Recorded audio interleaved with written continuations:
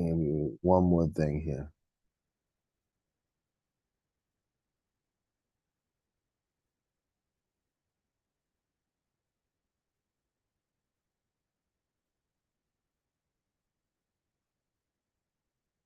Oh, yeah.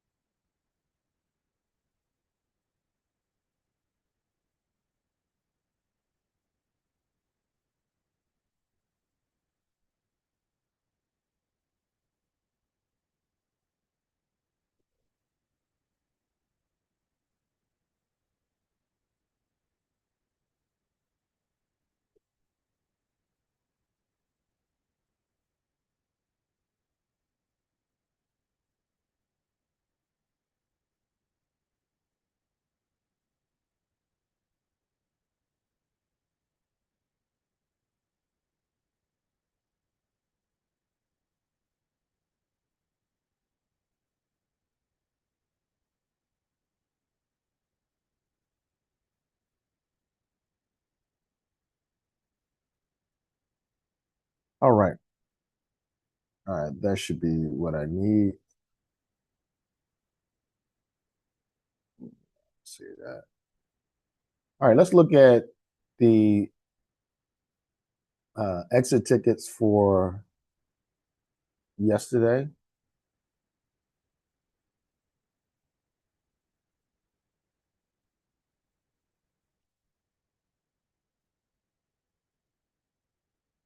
All right. It says, what is the difference between curriculum and standards? Why does the distinction matter for, hold on, let me check one thing. I'm sorry. Thinking got something lagging here.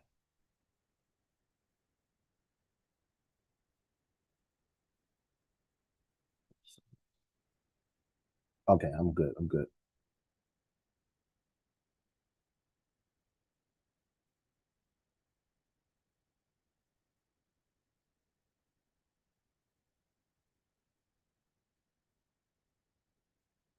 All right. So it says, come on, get out of the way.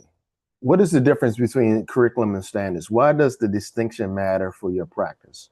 Someone says standards are given by the government and curriculum is within the standards. Okay, so Leah, let me correct that. Um, curriculum comes from the standards. They're not within the standards. They come from the standards. So look at standards as something outside of school, right? That's issued from the government. It's issued from businesses. Let me just give you kind of a like how we do it in America, because how we do it in America is different than everywhere, pretty much everywhere else in the world. In most countries, education is a central government national responsibility, right? There's a UK curriculum, there's a Kenyan curriculum. In fact, I think Joy, all the while you're from Kenya, right? Hold on, I can't hear you. Oh, you got your mic. You muted your mic. Your mic's muted. Yes, yes, I'm from Kenya. So in Kenya, there's like national Kenyan exams, right? That every Yes, yes. student, every high school student has to take to pass, right? So in America, we don't have that, right? And in the UK, there's like I think there's like a IGs. They have IGs and all this stuff, right? I'm not sure about Australia, but in most countries, the education is a central responsibility. Now, this goes back to what we talked about. This goes back to what we talked about on. Hold on, let me see something. On the first day, when I said when we were talking about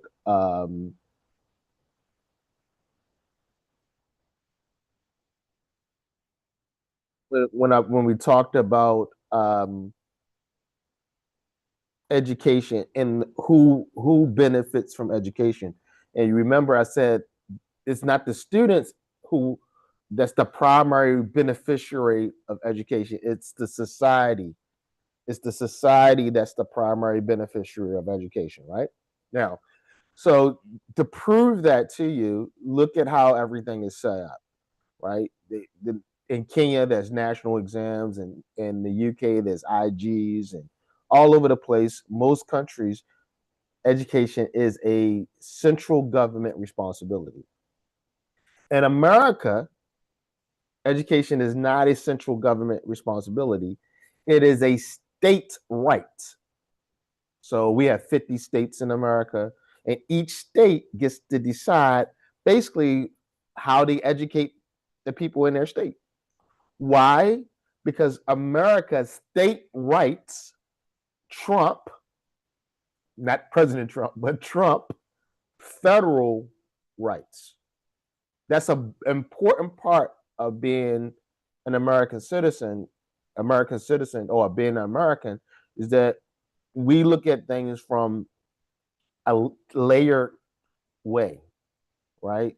So Texas education system, it may look a little bit different than Virginia's, may look a little bit different than California's, may look a little bit different than Minnesota's or Maryland's or New York's, right? Or Florida's, right? Why? Because education is a state right. Okay. In America, the federal government actually doesn't have a lot of power. For example, a police officer can arrest an FBI agent. Can you imagine a regular little police officer? He can arrest an FBI agent or a CIA agent, right? Why? Because the central power is in the state and local government. Okay, so a local police officer actually has more power in his jurisdiction now.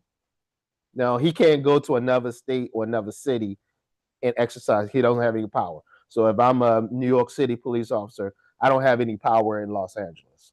Okay, but in New York, I have a lot of power, right? So that's kind of how America runs. Like for instance, in America, you can't go to the embassy in America and get married. They'll tell you we this is not what we do at the embassy. Why? Because marriage is a state responsibility. So the states create laws, right, about marriage. Each state. So each state has different laws regarding marriage.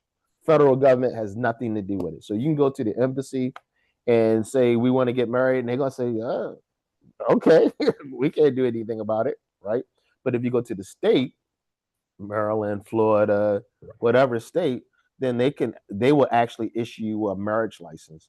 And then the state typically decides normally what the state does, because within the state there are cities, right? Cities and towns and villages. And then normally what the state does is the state will give that responsibility to the local municipality. So in America we have local laws, we have state laws, and we have federal laws.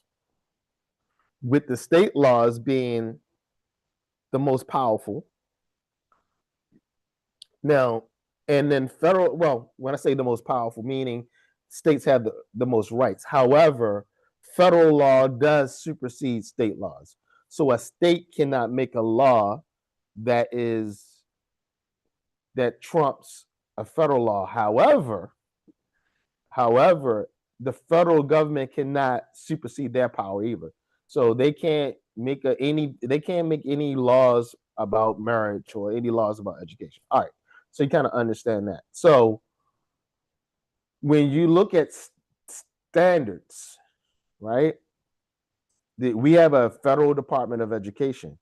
Their job is not to set rules or anything because that's a state right, but they make suggestions, right? They make suggestions. And Common Core is a suggestion, right?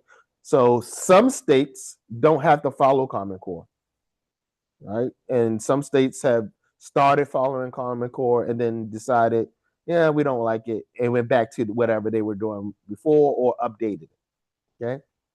And some states say, we like Common Core, we're going to keep it. That's a state decision. Okay. Common Core are standards. Okay.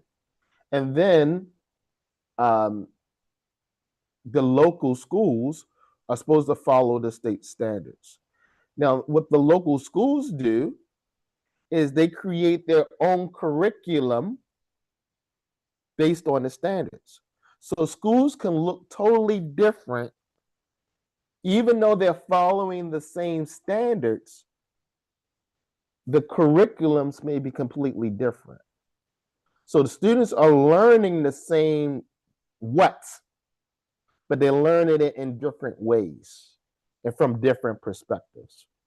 So, for example, there's a part of America called the Bible Belt. And believe it or not, they're more strict than Saudi when it comes to religion in the Bible Belt. Can you believe that? No alcohol, women, we call them dry towns. No alcohol, women wear long dresses, very strict, very, very, very strict, right?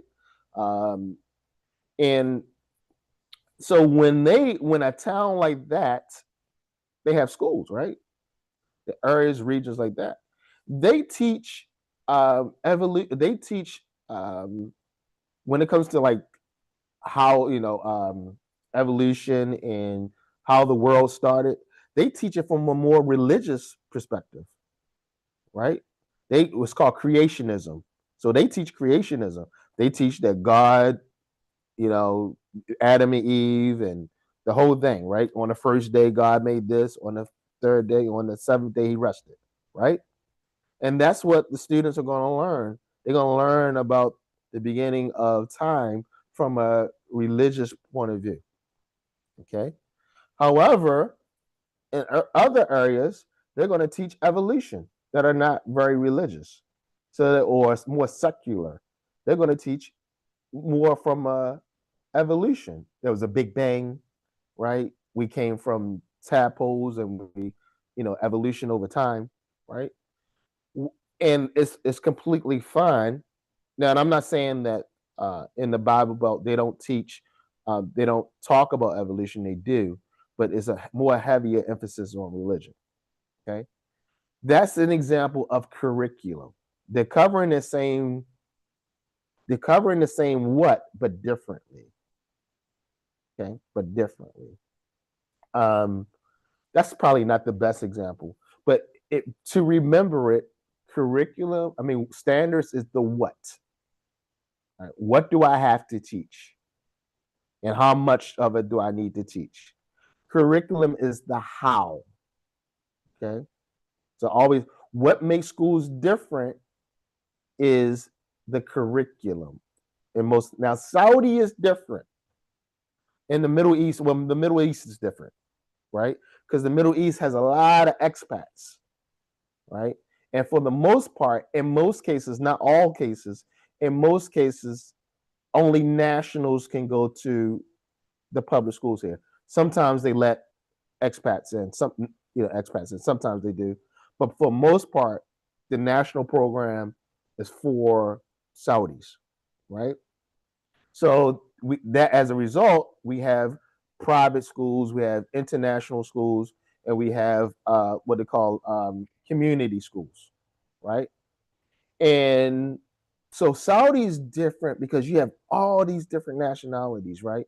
So Indians send their kids to Indian school, Pakistanis send their kids to Pakistani school, French people send their kids to French school. Americans send their kids to the American school or the British school. British school sends their kids to American school and British school because American curriculums and British are pretty much the same.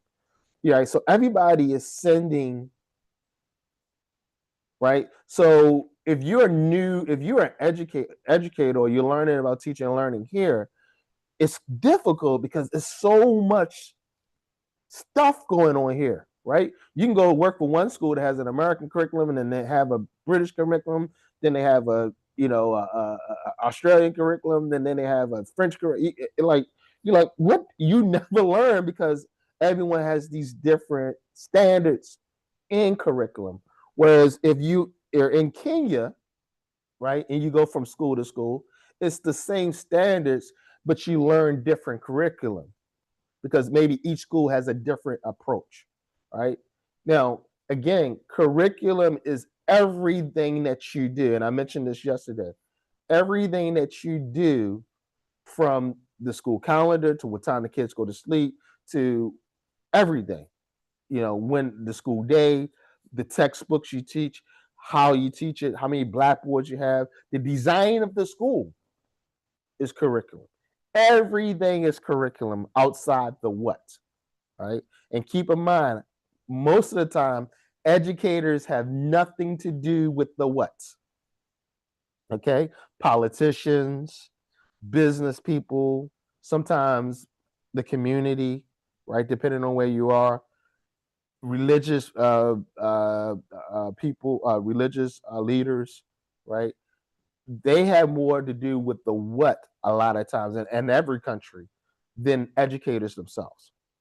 Okay, so now that's why it's important to be a trained educator, so you know the system in which you're working and how education works, so you won't be misguided. If I know that I have nothing to do with the standards, and my role is the how, and my role, even though the what is concerned with, about society, I'm concerned about learners. You see, the what is concerned about society, but I'm concerned about learners because I control the how. Right, right. It's kind of like if you go shopping, and yeah, let's say you go shopping, and I go shopping, and my wife says, "I want you to bring these 5 things." Right now, when I get to the store, I could bring any type of those 5 things, any brand, right? Because I'm the one that's doing the shopping. My wife dictated me the what, but when I get to the store, I dictate the how, how I get that, how I get it sliced, how I get the fish cut up. I kind of, unless she dictates that to me too. All right. So we're the practitioners. Okay. So, and I know it's a simple concept, and I've mentioned that several times, but it's an important concept to understand the environment in which you're teaching in. All right, let's continue. Standards are learning goals. Yeah, yeah. Standards are learning goals. I can go with that. They define the knowledge, skills. I would say more than learning goals, they're learning mandates, right? They're mandates. The government, business people are saying these first graders must learn these things, right? And let's again, I mentioned this on day one, but this stuff is important because a lot of decisions about the future are made based on the data we give the people who decide the what. So I told you before, in America, fourth grade reading scores actually predict how many prisons need to be built. Amazing. They take that data and they can decide how many prisons need to be built. It's crazy. A lot of predictions are made just simply on fourth grade reading scores alone. All right. If you notice the pearls, the PISA test, what grades are they normally targeting? fourth grade. Because if a student hasn't learned something by or a certain amount of stuff by the fourth grade, people know that they can make a lot of predictions about where the city is, where the state is, where the country is, where the continent is, where the region is, right? There's a lot of predictions. So when you see things that go on in the world, that's why we said the first day, a good educator is someone who knows what's going on, who's aware of what's going on, because you can make those connections to help you create and define and develop your curriculum. Okay. Curriculum is the plan and materials used to teach students, includes textbooks. Yes. Textbook, a lot of things they hear here in Saudi is that textbooks are the curriculum. No, that's just a resource within the curriculum. Okay. Distinction matters because it changes what you control. Yes. How you plan, absolutely. How you judge and if it's working, yes, absolutely. And keeps you focused on the right goals. Absolutely. Standards are the learning goals students are expected to achieve. Yes. While curriculum is the way we teach those goals. Yes. Using lessons, activities, and materials. Absolutely. You guys got it. The distinction matters because it helps me understand that students can reach the same goals in different ways. Absolutely. So I can adjust my teaching depending on the learners in my class. Absolutely. Curriculum is what we teach. No. Curriculum is how we teach it. It's not what we teach. Don't confuse content with standards. I think a lot of people confuse content. The content is the activities that you create and the stuff that's in the textbook. Okay, that's content. That's not correct. That's not standards. Okay, content falls under curriculum. So that's why I say separate standards from curriculum. Content falls under curriculum. That's a part of the how, right? So if we're reading Romeo and Juliet, that's not standards. That's a part of the curriculum that helps meet a standard, right? The standard might be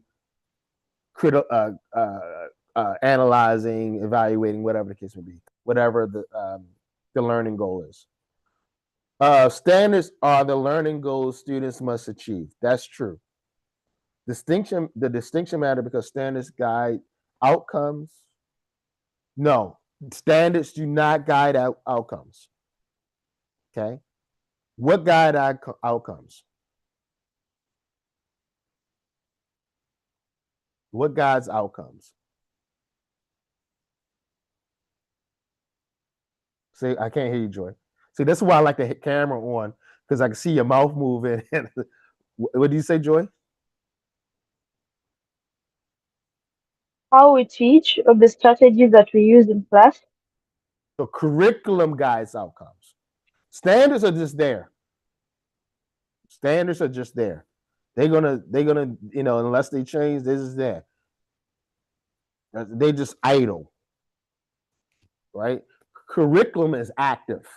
So it's the curriculum that guides the outcomes. Okay. Prablu says no best method. Does that free you or unsettle you? And why? Yes, I agree that there isn't a best method. Why? Every mind has different approach to learning. Methods may vary people to people or students. Unsettles me. Methods feel like insecurity. They give you a script. They give you a script where you're tired, unsure, or being observed. When he says no best method, the responsibility lies squarely on you. Absolutely. You can't blame the program if the kids don't. Absolutely. Absolutely. You can't blame the program. Right? You have to keep watching, adjusting, and taking the risk that your choice may be wrong today. That is I don't know who wrote that, but that's a very observant statement because your academic director, supervisor, coordinator, principal, they could tell you to do this, this, and this, and all this stuff. But at the end of the day, if the students didn't achieve, you're going to be the one to get blamed for it. You can't go and say, "But you told me to do these things and it didn't work." And they're going to say, "No, you're a bad teacher." Right? The parents are not going to blame the principal. The parents are not going to blame the academic director. They're going to go, "You're the one that was in the classroom with my student. Don't It's your responsibility." So that's a very, very observant question. That goes back to what Camara Develu and the possibilities. You have to be brave. You have to be brave to say, "This is not working," or "I'm going to do my own thing." Okay. This is why I kind of gave pause to Dr.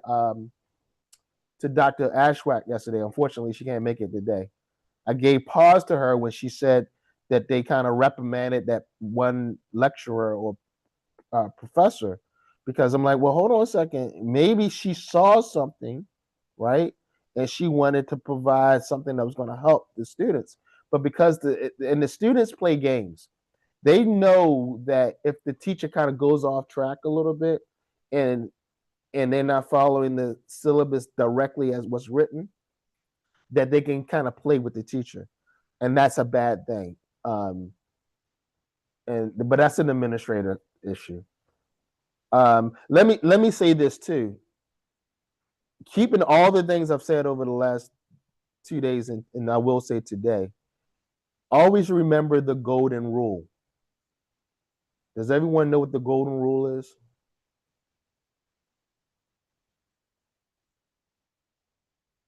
Does anybody know what the golden rule is? You know, Maham? Curl, do you know? Joy, you know what the golden rule is? He who has the gold makes the rules. Always remember that. He who has the gold makes the rules. So at the end of the day, at the end of the day, I'd say all these things, but at the end of the day, the principal is in charge. Whatever the principal say, you got to do it. But you also got to know, you also have to have the possibility where you kind of give them a little resistance. Hey, I don't think this is going to work. But don't do it to the point where you're going to lose your job. Right? You advise. Listen, I don't this based on what I've seen, based on my research, I don't based on what's going on in the class, based on my learner profile, based on my data that I have collected, I don't predict this being a positive outcome or the best approach. And they've said, "Well, I'm the principal, I'm the academic coordinator. You gotta listen to me." Okay. Okay. I'm just going to document that. Coordinator Sarah told me that. Okay. Right. And then you also got to learn, because at the end of the day, your responsibility is to those young people, those learners. So you got to find a way to adjust and move and wiggle to try to give them the best experience. Okay. That's the reality. Okay. Um, know that in education, there's a lot of pride in education. And the most prideful people are the people who don't know. Always know that. One of the, you see those letters behind my name, that PhD, right? That don't mean anything. You know what I learned with that PhD? You know what I learned after getting my PhD? I learned that I don't know anything. That's what I learned. I learned that I don't know anything. That the things I thought I knew 10 years ago, 15 years ago, 8 years ago, I know I didn't know. That's not true. Or it's not always true. It's not always the case that there's always nuance. So, that those letters, when you see somebody has PhD or EDD, it doesn't mean they have all the knowledge. All that really means is that they know now that they don't know, right? And because I don't know, I do research. Because I don't know, I do research, I do studies, because I want to explore. Because when you do a study, any type of research, whether it's educational research or medical research, you don't do research and say it applies to everyone. No, research only looks at little small population, and I can only say this is the case for this little small population right here, not everyone else. And see, we have literature because everybody does research on that thing, but in their little populations, and we all collect it together, and somebody would do what we call a meta-analysis. That's when somebody will take all that research because everybody's looking at their little small little areas, and then somebody will do a meta-analysis and collect all of it and try to come up with some results. But even with the meta-analysis, that's for what? That time. Because by the time you do the medical analysis, 10 years has passed, 15 years a thing. And we know what? Time changes everything. So only thing we can say is back then that was the case, right? But today it's different. Or it may be different. All right. So what you have to know as being an educator is that you don't know a lot. Right? And all you're going to do is try to put as many things in your toolbox as possible. And if it don't work with this tool, I'm gonna try this tool. And if it don't work with this tool, I'm gonna try this tool. Okay. Somebody says, for me, it mostly frees me because every child learns differently. In my class, some students understand better through games, songs, movement, or repetition. So I feel it is important to be flexible instead of following one method all the time. Absolutely. And remember Vygotsky's zone of proximal development, right? What does Vygotsky say? You can't use the same scaffold every single time because then it becomes a crutch, right? So that would be my evidence to Dr. Ashrat on why she should not, or why not she, but the university should not implement AI or allow the students who don't know how to write to use AI because it becomes a crutch to them. Later on, once they know, the same thing I said the Joya thing about the PowerPoint. Speaking of that, I want to show you guys something. Instead of so, I forgot to bring it. Hold on a second.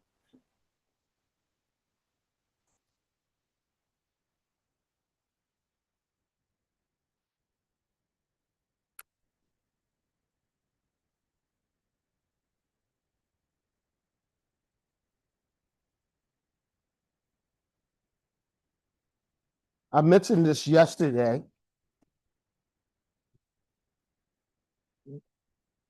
These Cuisenaire rods. I mentioned these yesterday. Now, believe it or not, you can use these rods to teach English. Isn't that crazy? I No, I'm not going to show you today because we don't have the time. But I'll put it in the chat. YouTube this, okay? And you don't have to buy these. You can actually make them yourself with straws. I think I paid a lot of money for these, and I realized I could have done this. I could have had my daughter paint little straws or something that did the same thing. But they're little rods. They look like Legos, and they're different colors and different sizes. And you can use them to help students with language because they can represent, like this can represent a noun and this can represent, and it can help students who right need to work with their hands, needs to they like to process, we call these manipulatives, right? Some people need to touch it, and they don't. The reason why they don't get languages because they can't feel it because somebody is showing them a slide or talking to them, and they don't have the ability to touch it.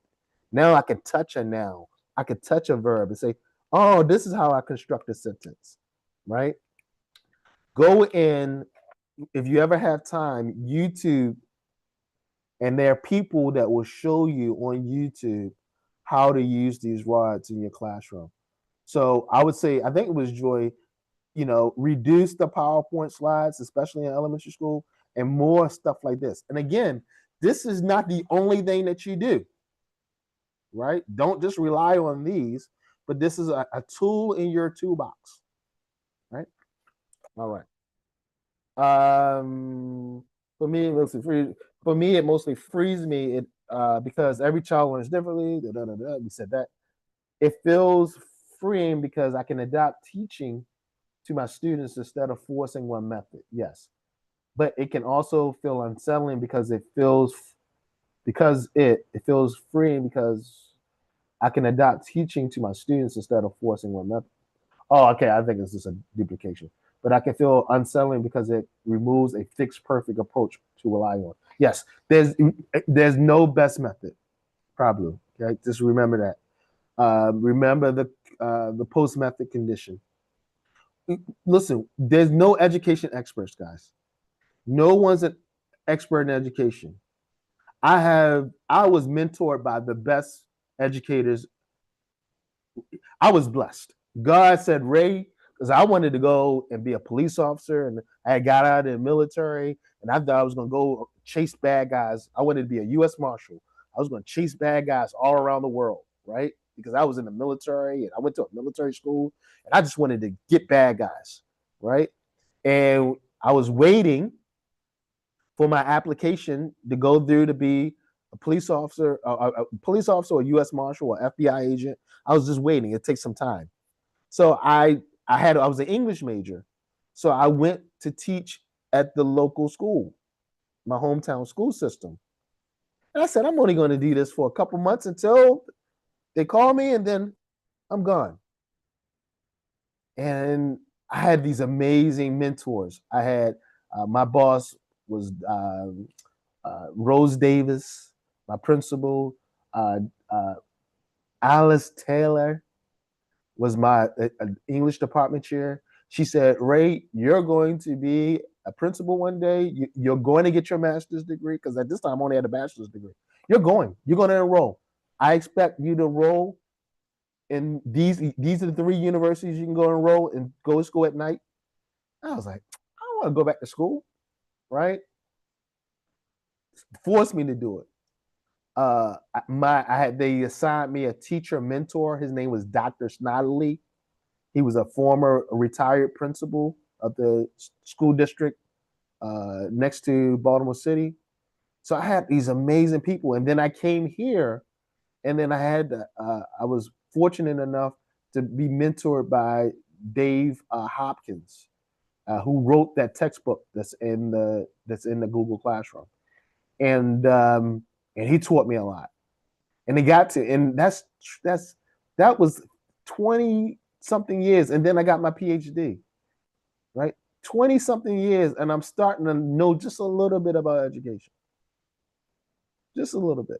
I've taught every grade except elementary school. I have never taught elementary school, but I deal with elementary kids all the time. I've been a principal of schools, I've led schools, I've helped start schools, and I only know a little bit about education. So anybody who tells you that I'm an educated education expert. And I worked at this school and I worked for this program. I worked for this company. That don't mean anything, right? Because kids change, policies change. What we know about education is different now than we knew 10 years ago. We all are in flux.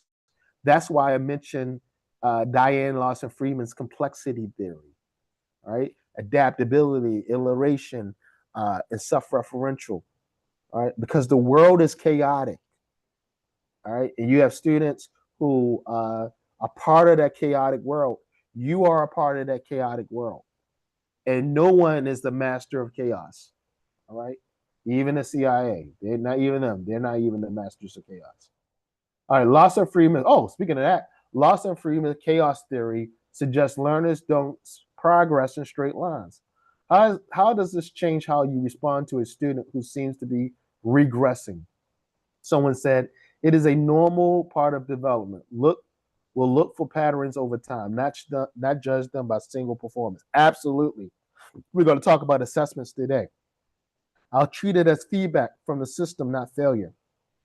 Instead of reteaching the same or the student forgot, I'll look at what has changed.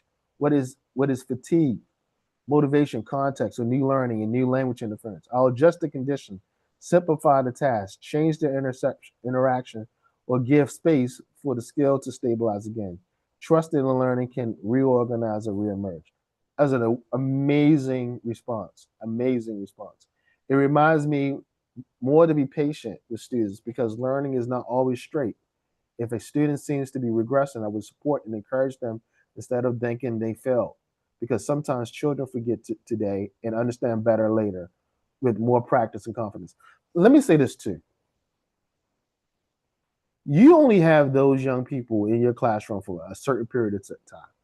Some of you only have them for 50 minutes of time. Some of you have them for a little bit longer, right? But you only have them for X amount of hours a day. Learning takes place 24 hours a day. A lot of what you did is is wiped out, is deleted, is reduced because people believe that only learning only takes place in school, right? So the parents are not, having them go to, really helping them with their homework, or they pay for a tutor, and the tutor is doing the homework for them, or the tutor becomes what? Yes, an MKO, but a crutch, right? Because now, well, wait, I'll just wait for the tutor to get home. I'll just wait till the tutor to get here. I know the tutor is going to help me out with it. So the tutor becomes a crutch. And the parent says, well, I gave him a tutor and I put him in the school. What else more do you want me to do? Well, you got to talk to him, parent. You got to ask them. You got to, the one the one benefit in my life I've had is that I had a dad who was my mom worked and my dad stayed at home. I had a stay at home dad as a father, and he would talk to me about everything. Right. So all these years later, I'm now talkative because my dad talked to me. He talked to me about everything that's going on in the world. Right. And parents understand that the primary educators are the parents, right? So you can only do what you can do. You can't, everybody's going to say it's your responsibility, but you got to have enough self advocacy to know that it's not just you, it's the whole village, right? It takes a village, African proverb, right? It takes a village. And, but the reality is everybody want to push off that responsibility to the school. Everyone push off that responsibility to teachers. Know that that's not a reality. Okay, so challenge people. Try to get your school to work as a team. If the school has a school psychologist, a school counselor, and you see a student that needs help, make a referral to the school psychologist, the school counselor. Don't put that burden all on you. Suggest that the school start a what we call a SIT team, a school improvement team, all right, to help you out, a place where teachers can go and think together. There's a researcher by the name of, I'm getting old. I just had John Hattie. He's an Australian researcher. And he's for years, I think maybe he has stopped now, but he did it for a long time. It's called the visible learning. You can look it up, visible learning. And what John Hattie did, remember I talked about that meta analysis? What he did was a meta analysis, and he took all based on other people's research. He took up all the things that we do in schools: give homework, differentiated instruction, group work, um, summer break, watching TV, video games, lesson planning, all the things that we do. He took and he rank ordered them. And the hinge point is point four, which means that is point four is where some positive, really good positive change happens, or something really good comes out of it. And then anything less than point four, it doesn't mean it's bad, but it's not as good, right? And then he lists some things that are bad. I really don't have the time, but I'm gonna show it to you anyway because I think it's beneficial. If I pull it up real quick, I'll show you Hattie's visible learning. Like I said, I think he may be retired now, It'd be interesting if somebody takes his mantle and continues this. Let's see if I can pull something up. Okay, yeah, I'll pull this one up.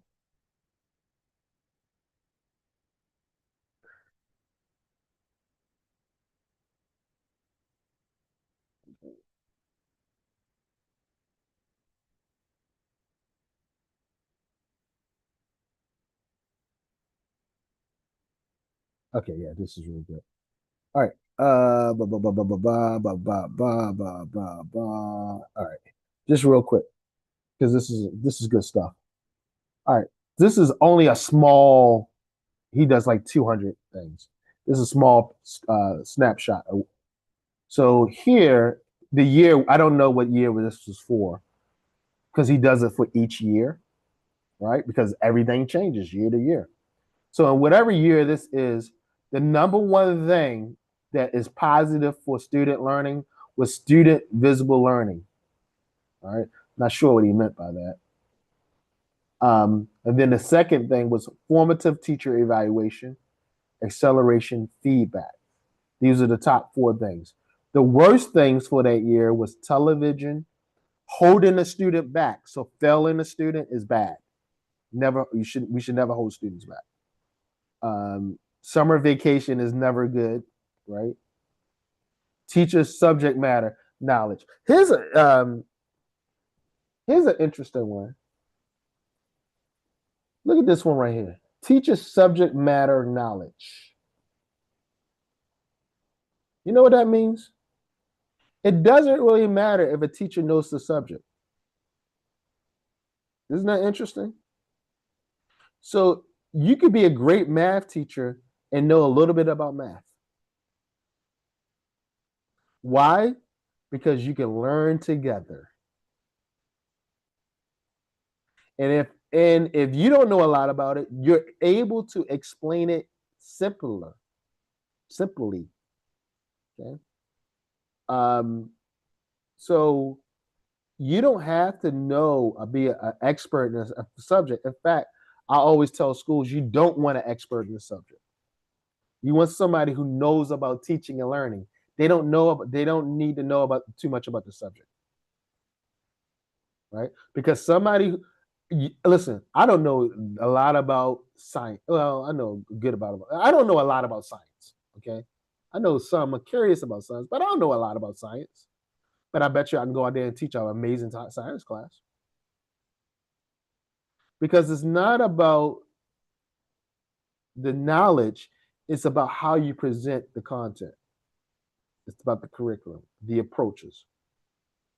You will find that experts in a given field, they're horrible teachers, right? Because they're like, why don't you know this? This is right, and they're not able to scaffold properly. Right? I think that's interesting. But look at visible learning. Look at homework. Homework falls below the point two.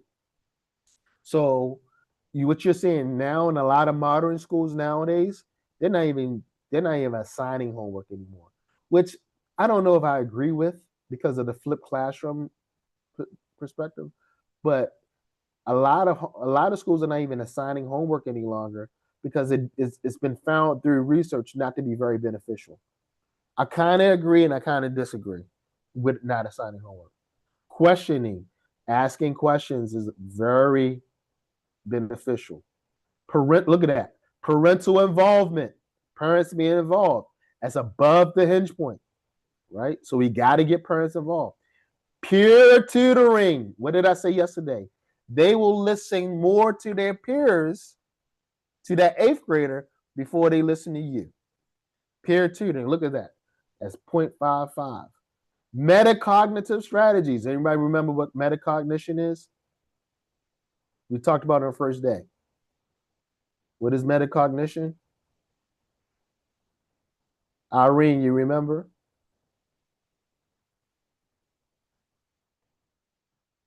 Metacognition is thinking about your thinking. Okay. We want learners to think about their thinking. So they ask questions. They get that's how they become curious. Okay. Um, Direct instruction. All right. That's why we're always going to need humans as teachers. That direct instruction is important, not through a PowerPoint slide, right? Acceleration. All right. What I'm going to do, let's do this. I'm going to see, so day two. Hey, day three. Hold on a second.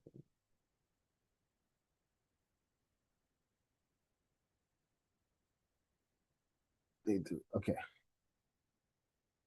Let's do this. We're going to take a 5 minute break, but I'm going to tell you what the objectives that we're going to cover when we come back. The objectives we're going to cover. When we come back, we're going to identify the most common instructional error in teaching of the four core skills: listening, speaking, reading, and writing, and describe corrective best practices. We're going to do it briefly. This right here, normally takes me a week under the regular course. So we're going to go, I'm only going to give you an overview. I'm not going to go into detail. Explain why listening is the most undertaught skill and describe at least two evidence-informed listening strategies. Distinguish between fluency focused and accuracy focused speaking tasks and explain when each is appropriate. Describe the pre and during and after reading framework and explain what teacher reading versus reading assignment looks like. Explain why writing instruction must address process, not only product. Articulate why schools cannot be healthy or effective when isolated from communities. Distinguish between a mission statement and a vision statement and explain why both are essential to a school's identity. Make a credible and specific commitment to their own ongoing professional development. Okay? Now, notice all of these objectives are what? They're what? What's the word I'm looking for? The acronym I'm looking for? All these objectives are what we talked about yesterday: specific, measurable, achievable, realistic, timely. They're Smart. smart. All of these objectives are smart. Okay. In fact, when we come back, we're gonna type at least one smart objective in the chat box. All right, come back at 11:10. Take a 5 minute break. Come back at 11:10, and we'll start day three module.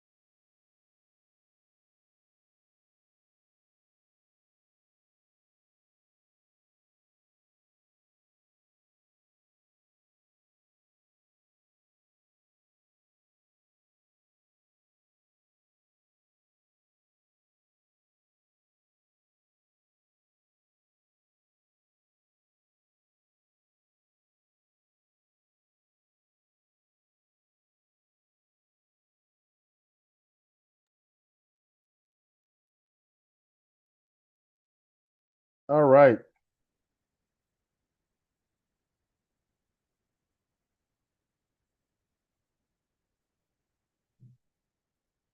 All right. Do we have everybody back?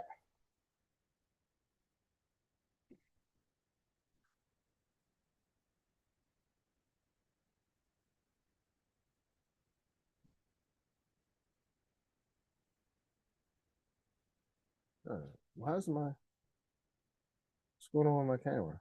Okay. All right. Let's start day three module. Before we start the modules for day three, I want to get any questions that you may have. So I want to make sure I have time. I give time for you guys to ask me any questions that you want to ask regarding your teaching, regarding anything that we have covered.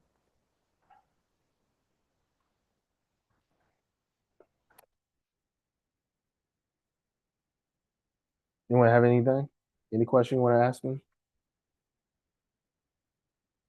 No one has any questions regarding your teaching, your specific situation, something that you've been thinking about, something you might want to improve. No. So far so good. Not just about this course, but just in general.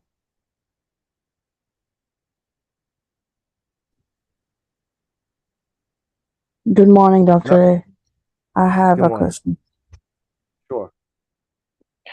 See, I really like it when you said that for teaching, you really don't have to be very specific about teaching. You can belong to any field unless and until you know how to teach. Yeah. I'm the person basically, I have shifted my career towards teaching, like yours. You want to be a military man, and I want to become a doctor as a dietitian and a nutritionist. But unfortunately, I didn't become one. I shift my field towards teaching because I feel like I can teach better. But somehow, somewhere, I really feel like maybe when I'm teaching something, I should have gained enough knowledge or a particularly any sort of certification to move on further. Um how should I explain? Yeah, I think I know what you're saying, but I'm gonna let you finish your thought. Hmm. So is it a confidence issue? Yes, sometimes it's a confidence too because people So in our field they have B.Ed, MS, sort of certifications, and I don't belong to those certifications. I belong to science field, yeah. and So I'm let me say this. shifting to yes. Let me say this. A lot of people, okay, they can have all the certificates in the world, but unless they went to a really specialized school of education, like they went to a college of education where they had to do internships, they went deep into pedagogy. They went deep into andragogy for 2 years of their degree or 3 years of their degree, and they had to take state tests or a certain national tests and get certified and credentialed in teaching and learning. Okay, then a lot of people just because they took a degree online or they got a degree from, you're just as qualified as they are, is what I'm saying. Now, people who actually went to a college of education and went through that rigorous process, and it's hard, it is not easy to become a certified teacher. It is hard. You'd be surprised how hard it is. But colleges of education, they normally do a very good job and they have a lot of time, right? They have about 3 years.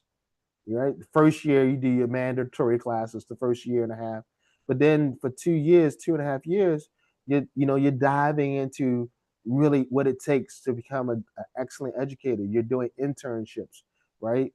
You're doing practicums. You're writing portfolios, right? So when you come out, like you ready for it. You know a lot. The average person who didn't go through a college of education, they don't know a lot, right? So number one, the first thing I want to say to you is don't feel like they know more than you because you have a science degree. and they might have some type of certificate. Don't feel that way because a lot of those people did not go to a strict certified school of education. Okay, that's Okay. number one. Now they're going to act like. Remember what I said earlier. Pride plays a big role in teaching and learning, and the most prideful people are the people who don't know because they are replacing their skill set with pride. So they got to have that, that I'm I have a degree from here, and I've been working here. They don't have anything else that they feel they don't have the skill set, right? So they gotta replace their skill set with what their degree says. All right. Just because you have a degree in something doesn't mean you're going to be a great teacher. All right. Just because you have a teaching license don't mean you're going to be because you got to now implement. It's an ongoing process. That's number one. Under that same breath, I would say to you, do as much if you can get credential. Where are you from? Pakistan? Pakistan. Yeah, I don't think Pakistan really has like schools of education like that or licensing. I think you guys have a different process. But Uh, if you go ahead, yeah, we do have a school of educations, but non-licensed. yeah, yeah, I don't think that's like a license. I think if you go through the school of education, that's like an automatic license, right? Yes. So if somehow, some way you can get into a school of education and go through that, which probably you probably can at this point, then do what you're doing now, right? Take courses, get as much knowledge about it, and there's something called a guy named Donald Freeman called class action research. Become the best educator that you can. You can actually attend Donald Freeman's. He holds conferences all the time. His book is actually online for free, right? Class action research, and do as much as you can. Get as many tools in your toolbox, and develop your advocacy. Feel confident. Know that you don't know, and then follow the best practices and research them. Become a social scientist. Learn what works for you. Learn where your comfort zone is, and then force yourself out of that comfort zone. Right? You should Okay. always be forcing yourself out of that comfort zone. Right? Always trying new things, and then recording it, documenting it. Thinking about it. That's what class action research is about. That's what the post method condition is about. That's what complexity is about. Complexity theory is about. It's about challenging yourself. There's no one. There's This is not a drive through. Education is not a drive through kind of thing where you just go order it and then go to the other window and you pick up your product. Right? It Education is even harder than medical school in that if somebody doesn't want, and I know a lot of doctors medical doctors, who don't really want to be doctors, but they're good at it because they have the skill set. They know what to do when this situation happens, but they don't really like being a doctor. In education, you gotta kind of like this because we're underpaid, we're underappreciated, right? And people don't respect us. And the reason why people don't respect us because everybody thinks this job is easy, And it right? isn't. It's not And easy. it's easy. It's probably the the second hardest job in the world. The first hardest is being a parent. Agreed. Parent is the hardest job in the world. The second hardest job in the world is being the kid to somebody else, being a parent to somebody else's kids. And that's what you are for 7 to 1 o'clock or whatever the school day is. That's a hard, difficult job, right? And so, you know, know that this is a career that is there's no box, right? There's no guide to say if you do this, this, and this is going to happen, right? So if you're a medical doctor, I can prescribe somebody some medication, and I'm fairly sure that this medication is going to do these things, right? And if it doesn't do these things, I can go back and prescribe them another medication. But 9 times out of 10, it's probably going to work. Do clinical trials. I can look at the clinical trials and say these things are going to work, right? Right. Um, that's and that doesn't require any compassion. That doesn't require once you know it, right? Yeah, medical doctors have to continue education, obviously, to learn the new innovations and all that good stuff. But you know, their job is it's not easy. I'm not gonna say it's easy to be a doctor, but they can go in and they can apply a strategy that they know that 80% of it is going to work. We can't do that. We can't say if I do project based learning that 80% is going to work, or 70% is going to work, or 90% is going to work. We can't say if I do these things, all the kids are going to pass the test unless I give them the answers. We can't make those predictions, right? Our job, our career is one that is there's no definitive rules. There's no guarantees in what we do. Because again, as I said, that's why I stated in the first day, you are not a teacher because no one teaches anyone anything. People teach themselves. People decide whether they want to learn, whether they want to accept the information. Because we all have an amygdala, we all have an RES, and we all have frontal lobes. We all go through things. All right. So I'm saying all that to say, um, just continue to do what you're doing. Be positive. Know that all you can do is what you can do. Learn as much as you can and keep on putting one foot in front of the other. And that's all you can do. Do the best practices. The moment you stop doing the best practices, this moment you stop planning, the moment you stop learning profiling, the moment you start um, backwards mapping, all the things that we talked about, that's when things fall apart. Okay. All right. Listening, I'm going to talk, and again, typically in the TESOL course, I would spend a week on this, but I'm going to do it. This is an overview. Ultimately, regardless of what you teach, you're actually teaching these competencies, teaching learners how to be good listeners, how to be good speakers, how to read well, and how to write. I always tell my teachers, any teacher who works for me, every teacher is a reading teacher, even the physical education teacher. Every teacher should be giving students something to read, even if it's just small. Every teacher is a writing teacher to an extent, right? You think about it in math class. In math class, there are word problems, right? And a lot of times, in order to solve the word problems, you got to write a response, a short response, right? Why? Because these are skills that they need in their life. They need to know how to be good listeners. They need to be able to speak well, articulate themselves well. They need to know how to read for themselves so they can have agency, right? And understand and comprehend what they read. And they need to be decent, not perfect writers. They don't need to be Shakespeare, but they need to know how to communicate things in writing, even if it's just short responses.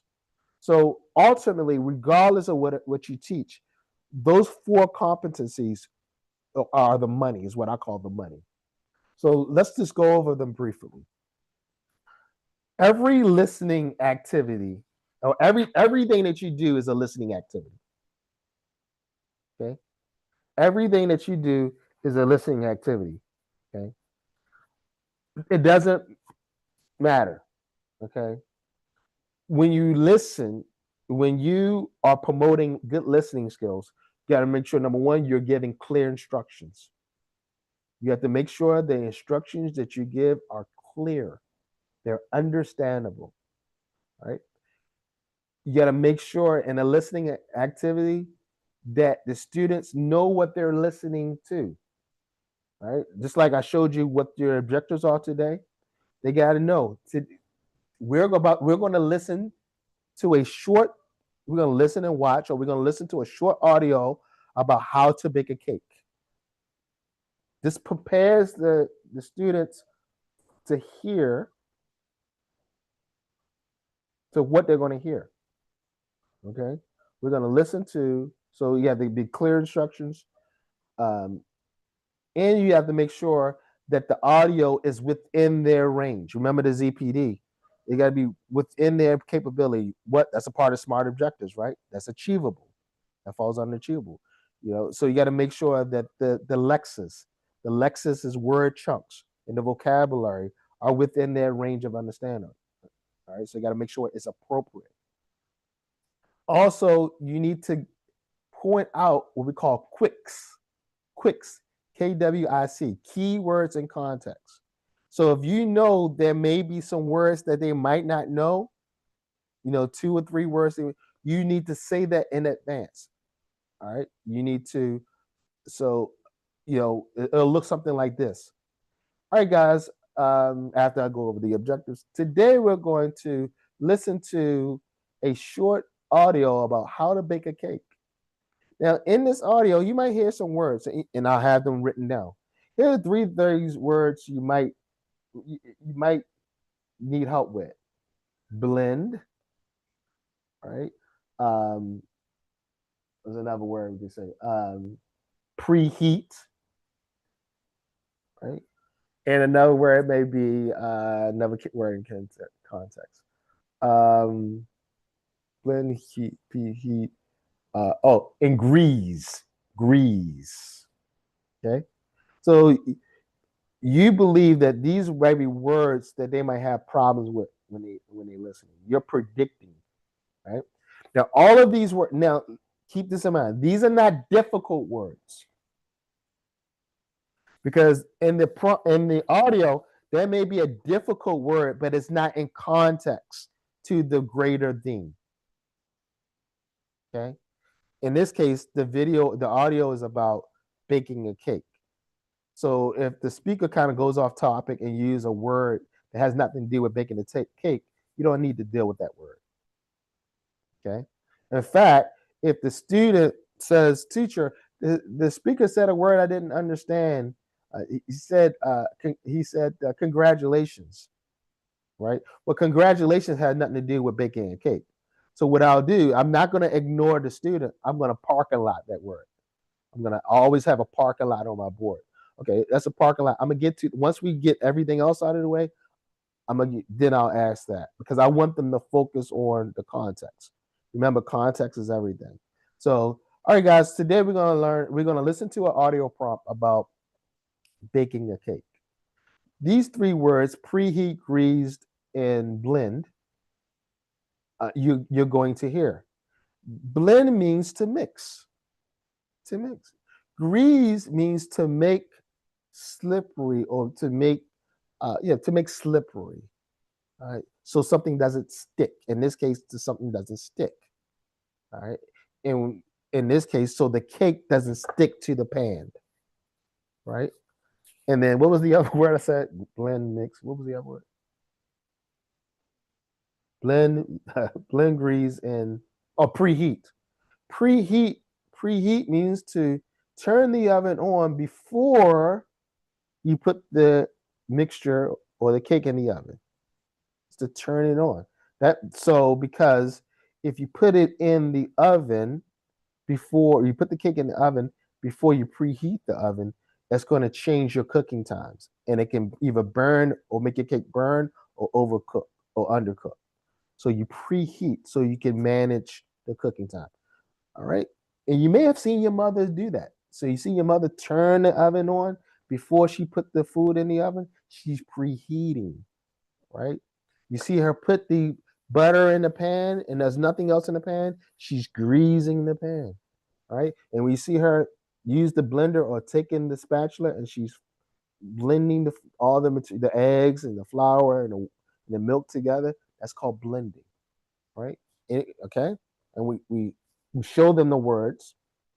We show them the definition. If you want to take a step further, you can even say, blend in this case is a verb, and preheat is a verb in this case, and then grease is a verb. You can go into that depending on what you want to accomplish.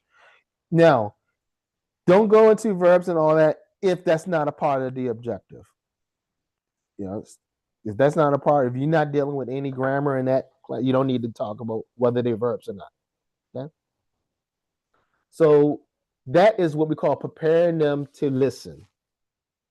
Do you tell them what they're going to hear? Tell them what they're going to hear. Do quicks. All right, I'm sorry. Tell them what they're going to hear. That's setting context.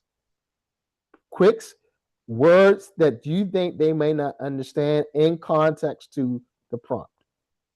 Okay, and then yeah, tell them what they hear. Set context, and then quicks. Okay. The other thing that you're going to do, the final thing is you're going to do is anytime you give someone, your students, a listening activity, or you want them to listen well, you're going to what we call preload the questions.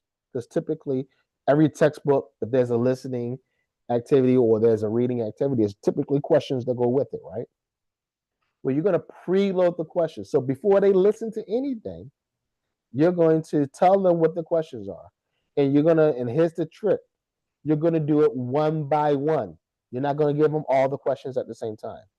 So whether you use the questions in the textbook or you create your own questions, you're going to give them the first question. And then you're going to ask them, because by this time, you have done what? You've set context, so they know what it's about. You gave them quicks, right? Set context, and you gave them quicks, right? Now they have context, they have quicks. Now, when you give them the first question, you're going to ask them to predict. What do you think is going to happen? All right. And then this is an opportunity for them to what? Now talk to each other. Another good strategy, another nugget in teaching is to get the students to talk to each other about the lesson as much as possible. What do you think is going to happen? Don't tell me, talk to you, take about 2 minutes, talk to your friends about what do you think is going to happen for question one, or what do you think the answer will be for question one.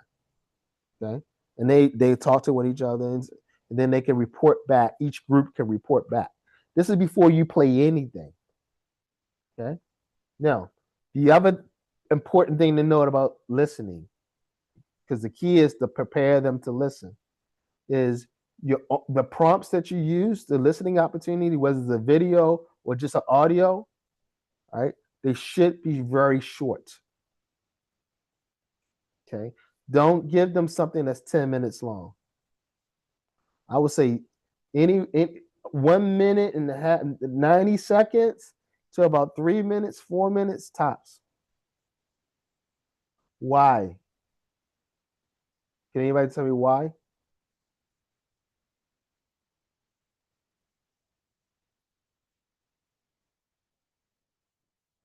Number one, you're going to reduce cognitive load. You're going to make that effective filter shorter. That's number one. All these things are doing is reducing that effective filter, right? Number two, let's say you have 5 questions that you're going to ask them. Well, that means you're going to preload 5 questions. That means you're going to play the audio 5 times in its entirety. 5 times you're going to play it. So you're going to go through this drill. Okay, here's the next question. Now they've already heard it. You're still going to go through the drill. Okay, what do you think the answer? Well, they've heard the whole prompt, but you're going to still because they were listening for question 1.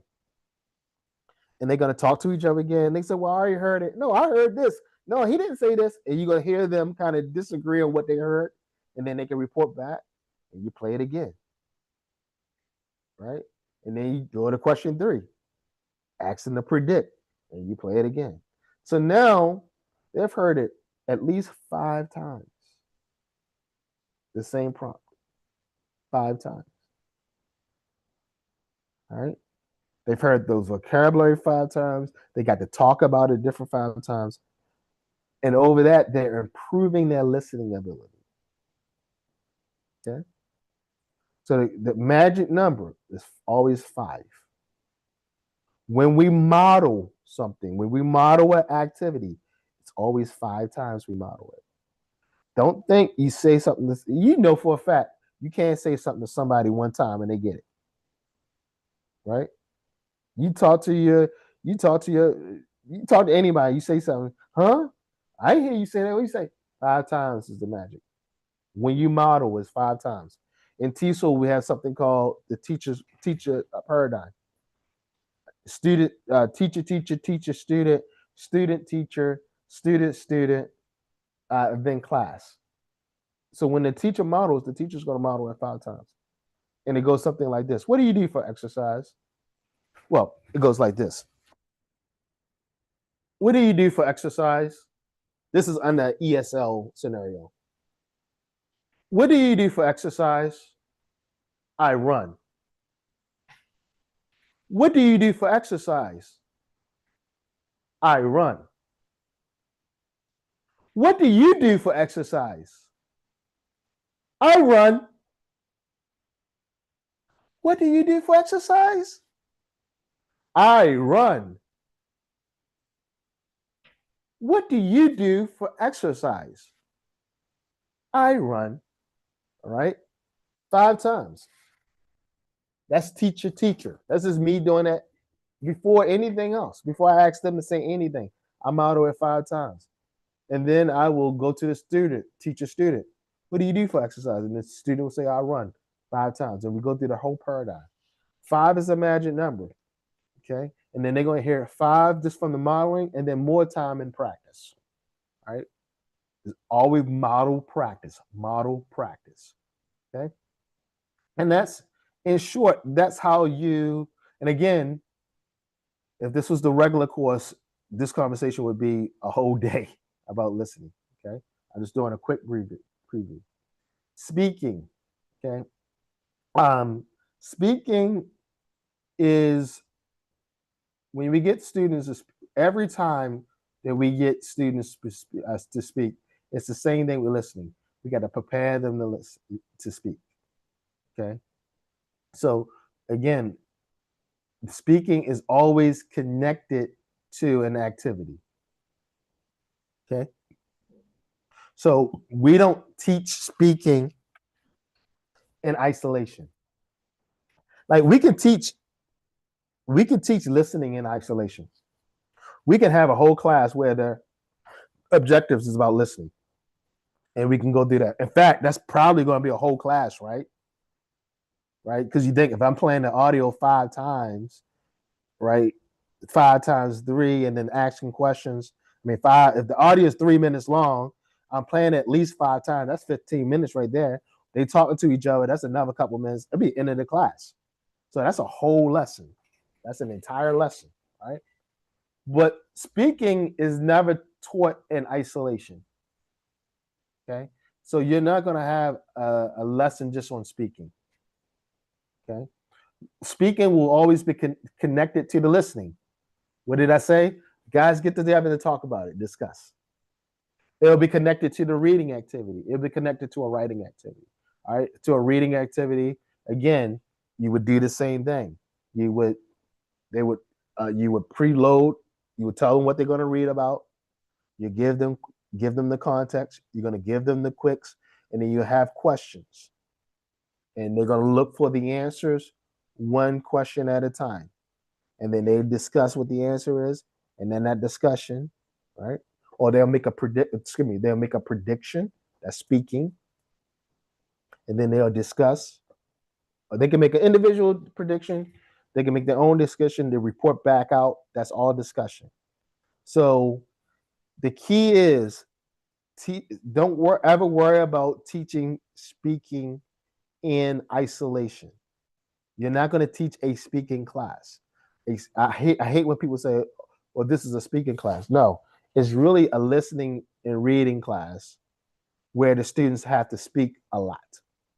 So the difference in a speaking class or a speaking lesson is you're going to definitely require probably everybody in the class to say something to participate versus maybe something different in another type of class or lesson. Okay. But the key is when we're teaching, we want as many learners to talk as possible. Now, the other part of this is we have to number 2, remember, and this is a hard thing for me, is to shut up. Don't talk too much. Try to reduce your teacher talk. So let's go back to yesterday. Remember, we said at the beginning of the unit, they may not know a lot about the unit. Remember, we said that, right? So that you're gonna have to do some talking to help them kind of get acclimated to the unit, right? You're going to do some lecturing. That's not really a lecture, but you got to do some things where you're doing a lot of talking. As that unit goes on, remember we said this maybe it's a 3-week unit, 4-week unit, whatever it is. As that unit goes on, you should be reducing your teacher talk. So week 1, day 1 of the unit, let's say you're talking for 80% of the time in the class, which is a lot. By week 2, day 6, that'd be week 2, day 6. That's Sunday, right? You should reduce it down to 50%, 60%. By week 2, day 10, right? That Thursday, you should be down about 40%. Week 3, day 11, is that right? Sunday, you should be down now to about 30%. By that Wednesday, you should be almost quiet in class, 5-10%, because they should be at that point. They should have enough because they had about 3 weeks worth of content, right? Where they can start talking about it and doing things and being more independent within that unit. That's what should always go. And so 2 things are happening simultaneously. One, they're speaking more, hence now you're teaching them speaking and they're working on their speaking. They're speaking more, they're showing agency, independence, right? 2, as they speak more, what's happening in regards to blooms? No, that's the effective filter. Yeah, so you're right that if they speak more, they come more calm. Their filter is lowering, right? That's evidence that they have because if their filter was big, they wouldn't say anything, right? But regards to blooms, what you're going what up the blooms, right? You're going from knowledge to comprehension to applying to analyzing to synthesizing to evaluation. Because the more they speaking, the more they feel comfortable, the more they understand what's going on. They can start to apply because speaking means they're probably applying, right? They're moving. That's evidence that they're moving up blooms when they're speaking. As evidence, and that also tells you that they are prepared to write. They are prepared to write. I'm taking a break a second. They are prepared to write. All right. This is evidence. Remember what I said yesterday. Data-driven decisions. You're always taking that learner profiling. You're seeing who's speaking and who's not speaking. You're challenging the ones who's speaking. You're telling the ones who are talking too much. You're kind of asking them, redirecting their attention so you can get other kids to speak. So because you always have the smart kids, right? Or the kids who want to dominate the lesson to show you that they know what's going on. And that's good. So now as the unit goes on, I hope you guys are getting this. As the unit goes on, now you can start differentiating instruction. You can start teaching up because now you're going to say, all right, Sarah knows what's going on. She's doing a lot of talking, but she's now not allowing other kids to talk. So now you're going to give Sarah another task that's going to keep her in a new zone of ZPD, a new sweet spot in the ZPD. Give her another task. Now you're differentiating, and then you're allowing Miriam to now giving Miriam an opportunity to talk because Sarah is always interrupting Miriam or not giving Miriam an opportunity to speak. Now Miriam now has an opportunity to speak and show that she's moving, giving you evidence that she's moving up blooms. All right. This is you can see how you the educate as a so when you're a teacher, you just give the content and you don't care who's speaking and you allow Sarah to do all the talking. But when you're an educator, you differentiate, you don't punish Sarah for being smart and being motivated. You say, Sarah, I got you to do something else. But Miriam, I'm concerned that you're not as engaged. So now you have a lane to do your thing. So you're like a conductor when you're an educator. You're conducting, you're seeing what holes need to be filled, what gaps need to be completed, right? And you kind of orchestrating this whole thing. And a lot of that is going to happen not at the beginning of the unit when you're doing a lot of talking. It's going to happen in the middle of the unit where you can look back, shut up, and see what they're doing and observe, so you can kind of fill in the spots, right? You can make corrections. You can say, okay, you do here, I want you to switch here. You can't do that really at the beginning of the unit. Okay. So that's why teacher noticing is very important, right? It's hard to get to this point, guys, where this works, where you have what we call, that's why we named the textbook Smooth Moves. If you look at the textbook, we named the textbook Smooth Moves. Why? Because when you're doing direct instruction, it's almost like you're dancing. Like you don't dance like this, you dance in a flow. Like every movement flows with the next, right? And that's how teaching has to be. You have to go from the warmer to the modeling to the, you know, each stage of the lesson in a smooth flow, right? Because if you compartmentalize it all, then it doesn't make sense. Everything has to be meshed well together. All right. Um, for writing, let's talk about writing for a moment. Writing is the most difficult skill. Writing is a higher order skill. Don't ask your students to do a lot of writing, okay, in the beginning of the unit. Make sure that they're listening, they're talking, they're reading. So when you get to the part of the unit when you want them to start writing things, even if it's just one sentence, they now have enough ammunition. A gun won't shoot if it doesn't have any bullets in it. Huh? Right? You can't shoot a gun if it doesn't have any bullets in it. So what you're doing at the beginning of the unit is you're giving them ammunition, giving them things to think about, giving them things to say. So when it's time to write, they now have something to say because they've talked about it. They've heard it. They've talked about it. They read about it. They talked about it, right? Notice I keep on saying talk. Talk, talk. You want them talking on task, right? Group works to you. And there's many different ways to talk. It can be also, you can have them do things on a voice recorder, like mix it up. Some students are not going to, shy. They're not going to want to talk in class for whatever reason. Can they say it on the voice recorder? Okay. All this, what I say to teachers is everything you do throughout the unit is to prepare them for the writing. Okay. Prepare them for writing. Okay.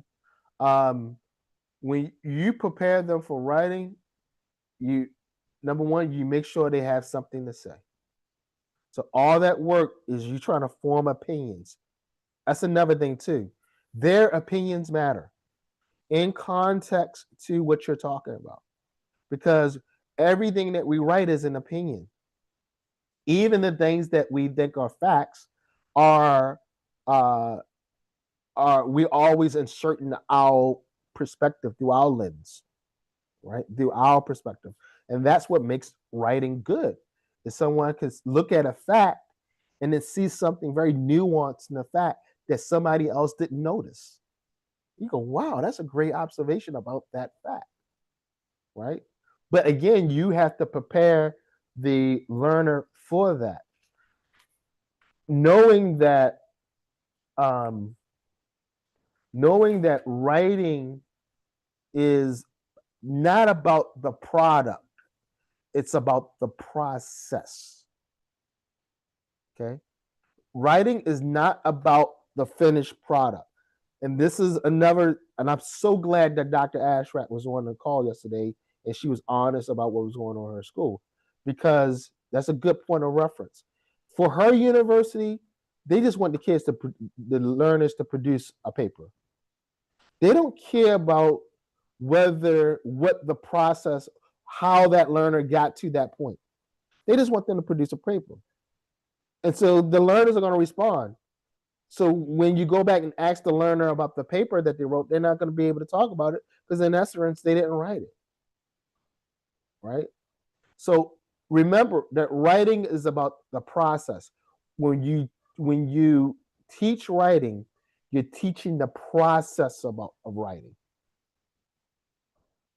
And that, let me say this.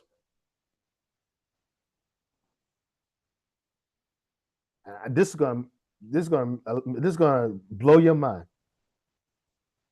Grammar has nothing to do with writing.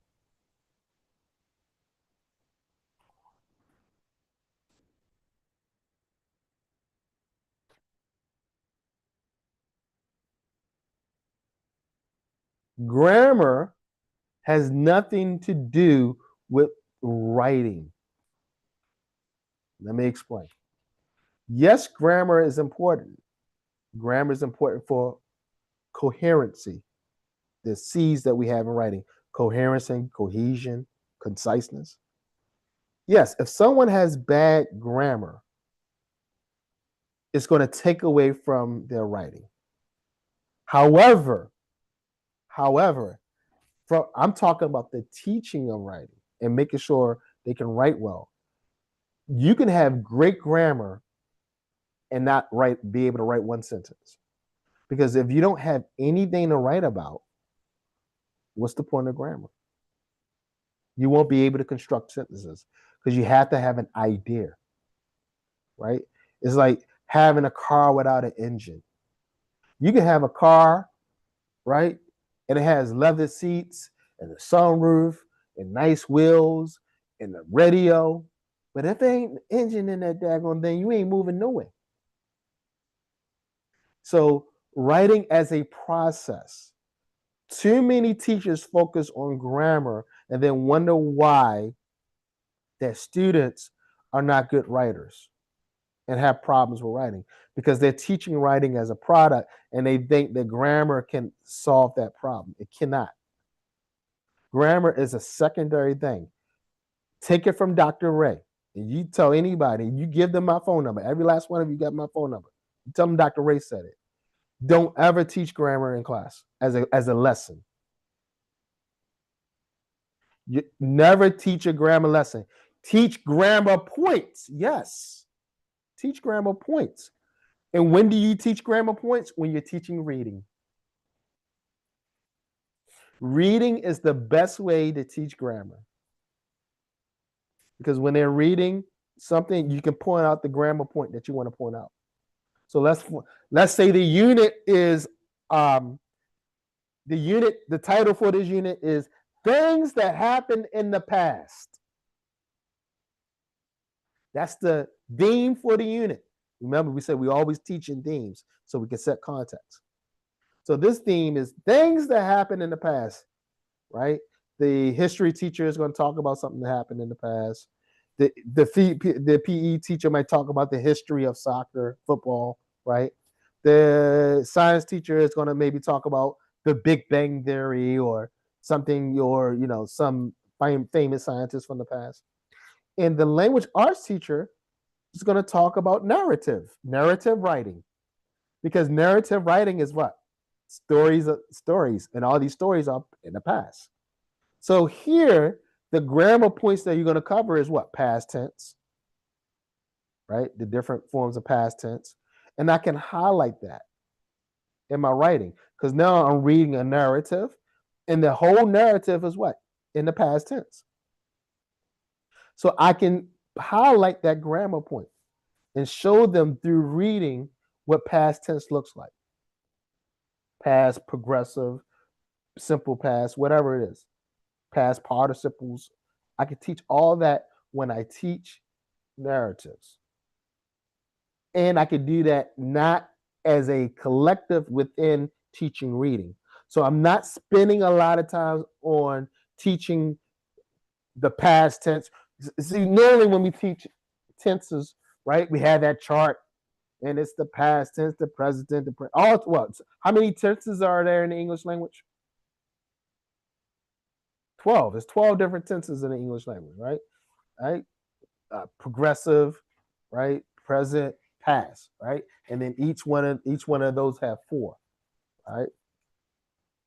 And it's difficult, even for a native speaker. Is that the past progressive? Is that a past part? What is that? Right? Because we try to teach it, do that chart. No, you teach it through real life, authentic transaction, through reading. And you point out to them, all right, this is the simple past. Notice the author wrote it in the simple past. And you teach it as a grammar point throughout that unit. This way, you don't focus on grammar, but you're teaching writing style. And you're still staying on content with what the primary objectives are, or the primary standards are for that unit that you're trying to cover in that unit. All right.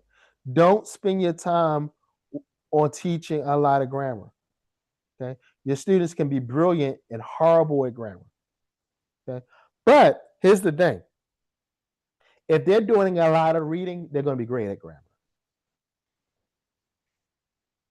The reason teachers teach grammar all day long and people are still bad at grammar. Why? Because people don't read a lot. Reading is what's going to make you good at grammar. Reading will also make you a better writer, because it's not only are you looking and seeing the grammar and action, but also you're looking at people's writing style and seeing how people tell stories and explain things, and that informs how you write. This is why when we start a unit, again, we focus on listening. Everything's integrated. Everything speaking is integrated in the listening. Speaking is integrated in the reading. And we do a lot of listening and we do a lot of reading, right? With this speaking a lot. In all those instances, you're teaching a grammar lesson. You can point out the grammar points, but don't spend a week going over all the past tenses and present tenses and future tenses and all that nonsense. It's nonsense. They just need to read a lot. You're especially if you're a humanities teacher, if you're teaching language arts, if you're teaching social studies, history, whatever, it should be listening and reading intense. And then when the time is appropriate, they should be writing. All right. Starting off with what we call short constructive responses, 1 or 2 sentences, and then as they get better and better, they can start writing a paragraph, start writing essays, whatever is appropriate. Okay, but that should happen at the middle of the unit. Make sure they have the ammunition to speak. Okay, don't do a lot of focusing on grammar. Now, on the same token, make sure you are modeling the proper grammar in your speech. So make sure you're using. So make sure because that's how they're going to learn grammar, is what they hear from you and other teachers. Okay? That is more of a grammar lesson than any activity, worksheet, PowerPoint you come up with about grammar points. Okay? Because you're not there to teach them to be teachers. You're there to teach them how to be great thinkers, to solve problems. Okay? So don't focus on a lot of grammar. Okay? Point out the grammar point. All right. You notice the core competency is not grammar. The core competency is reading, writing, speaking, and listening. They are the core competencies in every subject, including physical education. Okay. Writing. What more can I say about writing as a process? So when we're teaching writing, we're teaching pre-writing strategies. We're highlighting the importance of the brainstorming. We're teaching them how to brainstorm. We're using different strategies. Again, I don't have enough time to go over those strategies, but in the full course, we go in detail the strategies. But pre-writing strategies, you're showing them. You're spending a lot of time on brainstorming. You're showing them how to outline, how to organize thoughts in a logical way. You're emphasizing the importance of drafting, the first draft, the second draft. Let me ask, how many drafts should we ask from students to have when they're writing something? They're writing a paragraph. How many drafts should they write?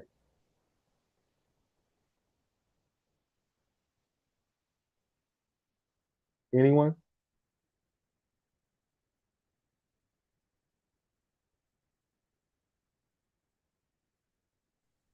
Three. So typically everybody says three, right? First draft, second draft, final draft. The answer to the question is as many drafts as they can until they feel comfortable that their writing is answers the question or fulfills the assignment. Their coherency is what? Making sure your ideas are what?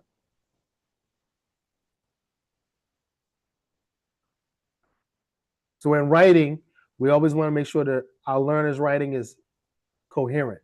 What's coherency? Understandable. Is what they wrote understandable? What is what they have written understandable? Two, cohesion. Cohesion. Are all the ideas connected? Are they breaking unity? If they're writing about movies, if they're writing about their favorite superhero, right? Did the writing start to talk about the villains, right? If it start to talk about the villains, they broke unity, right? So cohesion. Did they use literary devices that build the cohesion, like transitions? First, second, therefore, after that, consequently, for instance, for example, in conclusion. Are they using transitions? Are they using transitions based not relying on those signal words, right? That's what we're looking for. Typically, for younger students, we're looking for whether what they have written is coherent, and what does it have? Is it cohesive? Is it all the ideas gel together? Later on in their writing, we're looking for another C word: how concise they are. Can they write straight to the point? In today's times, another thing I want to say, teachers, this burns me up. This whole word count thing, right? You remember teachers when you was in school, you got to write 500 words. I want you to write 1,000 words, right? You write 999 words, she's going to take points off, right? Don't do that. You tell your students, you write until you feel comfortable that you have answered or satisfied the question at hand. Did you provide enough evidence? Did you give examples? Do you have a clear topic sentence? Did you provide a conclusion? Right? Did you provide enough evidence? And you allow them to determine, and then you give them enough in the process, enough time to come back to you before the final grade and consult with you. So when you're teaching writing, the middle to the end of that unit, you become a writing teacher and a facilitator, and you're going to have a lesson or two where it's going to be where they come to you and you're going to have a desk and you're going to be sitting down and you're going to have another desk facing the opposite way, and or however you set it up, where they take their drafts and you talk to them about their drafts. Look, you could have included an example here a little bit more, and you're not going to talk anything about grammar really, unless the grammar is so bad where you can't understand it, right? But you can say, but you're going to really be focused on content. You know what? Tell me a little bit more about this character. You didn't say a lot. And here's an idea that you didn't really develop, right? You only have one main point. I think you need more than one main point. Your topic sentence is really not clear. Do you have a topic and a controlling idea? Right? You didn't end this. There's no ending to this. Where's your conclusion? Right? So go through that process. Now, this is a daunting task, and this is where technology can help you out. All right. Utilize technology in this case. But when it comes to drafting, and also set limits so they're not too dependent on you either. Typically, I normally tell teachers, say, hey, look, I'm only going to sit down with you twice on this. All right. One time it's going to be one-on-one, and one time it's going to be online. So this is where you could utilize something like Google Classroom. So you gave them a personal feedback and you gave them an online feedback, and you can organize it in the Google Classroom. All right. This saves you time and effort, and it stops you from being bombarded. Is this okay, teacher? Is this okay, teacher? Is this okay, teacher? Because one student will come to you 20 times, right? And they'll drive you nuts. Okay.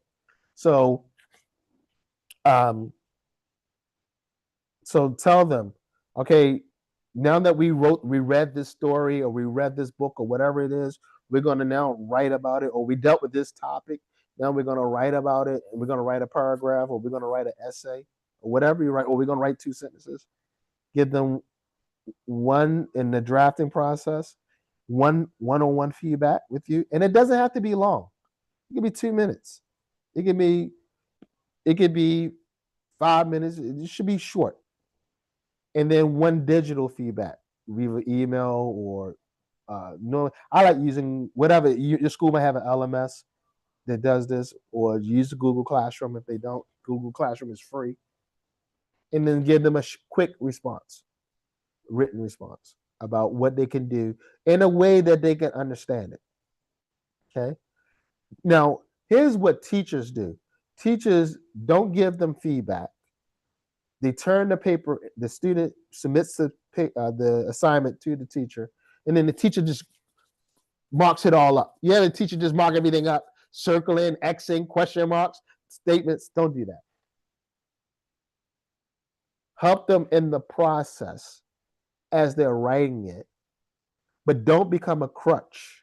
So that's why you only give them two opportunities: one face to face, one digital, and then they got to kind of figure it out on their own after that.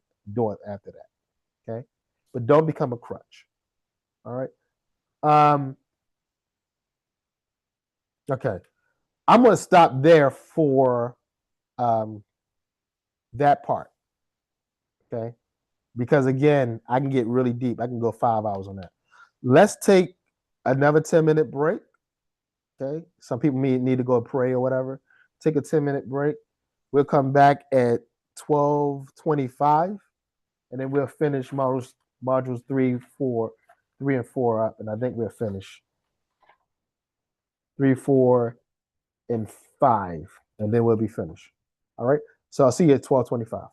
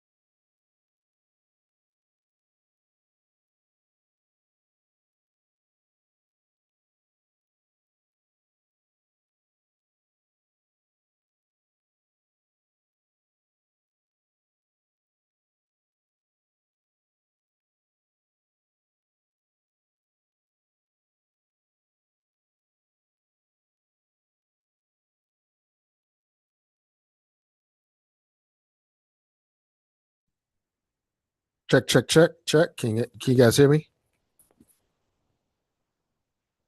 All right. All right. Let's talk. Um,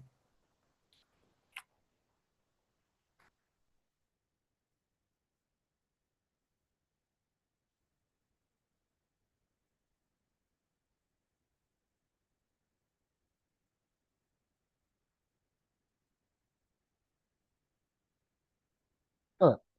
Let's talk schools for a second. And we talk. I try to integrate this idea of school versus what you have to do. Um, quite frankly, schools in Saudi Arabia are businesses. They're businesses, and it has gotten worse. It wasn't when I first got here in 2011.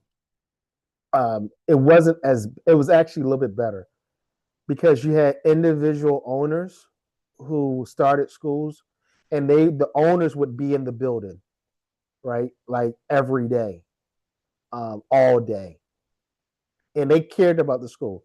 They might not have been pedagogues. They might not have known a lot about education, but they cared. And somebody like me could go in and talk to them, and they would be like, "All right," and they would be honest. I don't know a lot about this. Can you help me out? Right? And they would put money into programming, into professional development, into doing the things that might make their school become better. They were still looking to make money and profits, but they care more about the building.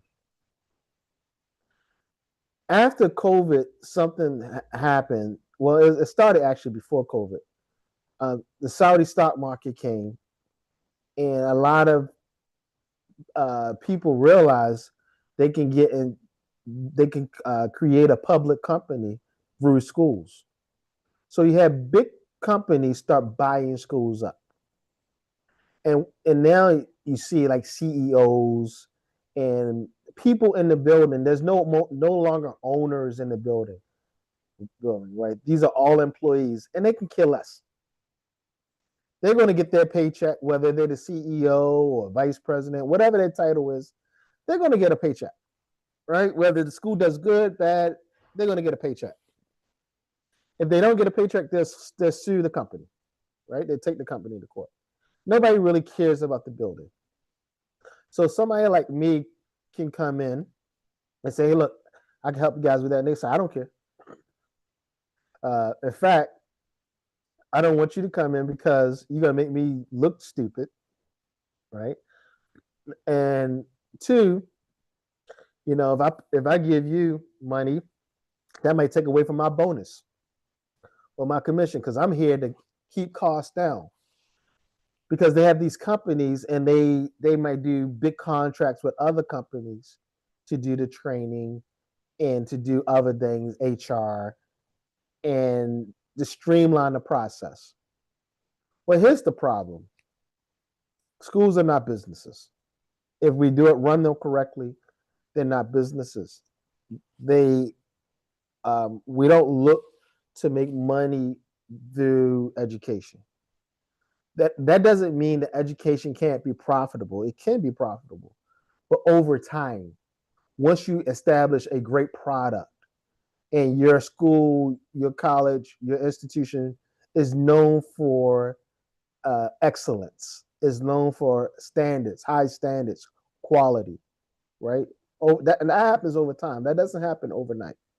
You don't just build a building, hire some teachers, and say and make the claim I have a wonderful school. Yeah, this is the greatest school ever. And take some pictures, put it on Instagram, and wow, amazing! Look at the students learning. This is mashallah. This is so great. Doesn't work like that, but it works like that here. Um, so I want to kind of just give you a quick overview that schools are not businesses, but you got to understand that you're in an environment where schools are operating like businesses, and so they're going to put profit over outcomes all day long. Remember, we talked about expected outcomes, right? The first day. They're going to put profit over outcomes. They don't really care.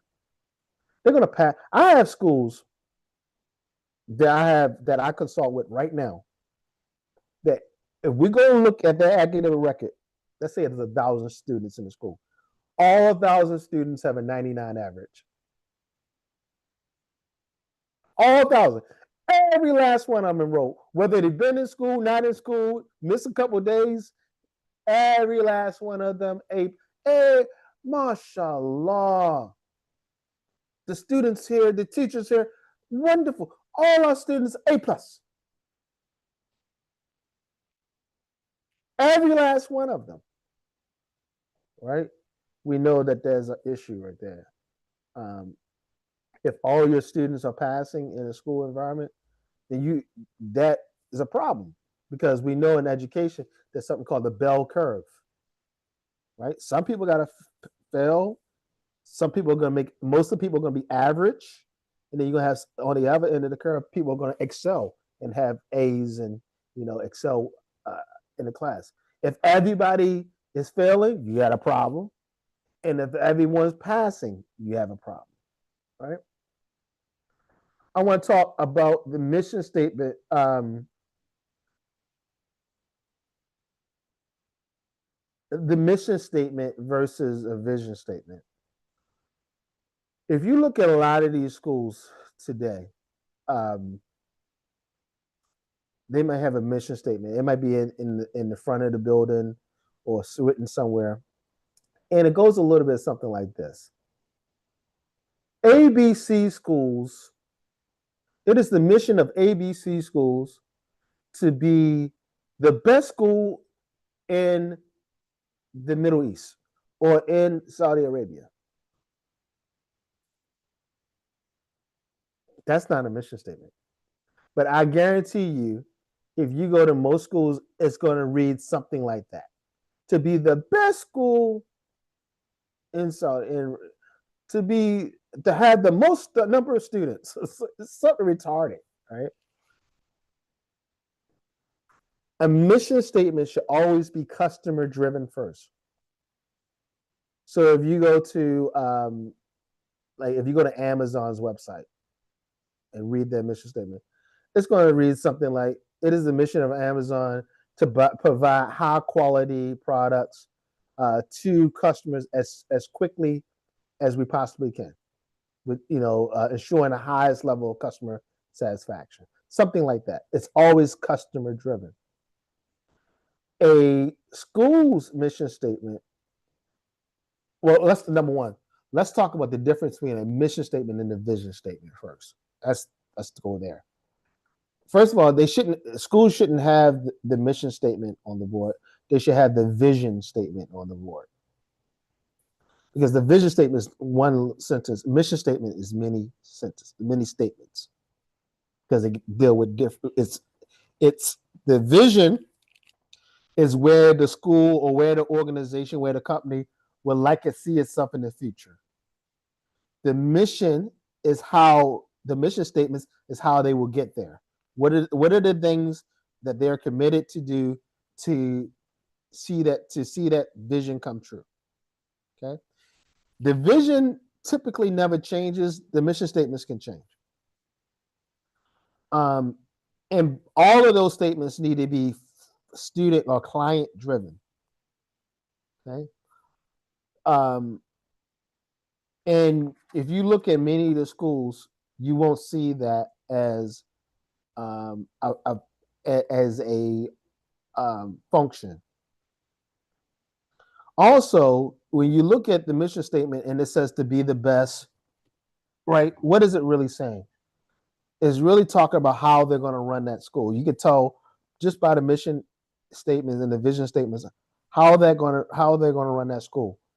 If it's not student focused, if it's not talking about how the student will look at the end of their experience, what the students will be able to be, who they will be and become.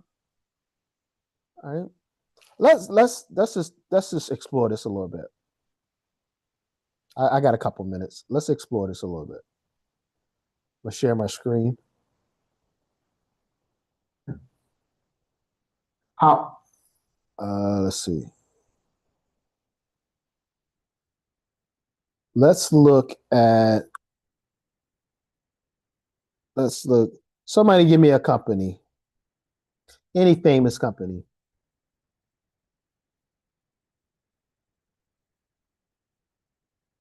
Anybody give me a famous company we'll look at? Almarai. Almarai Company. Who? Almarai Company. Almarai, all right, the juice company, right, the food company.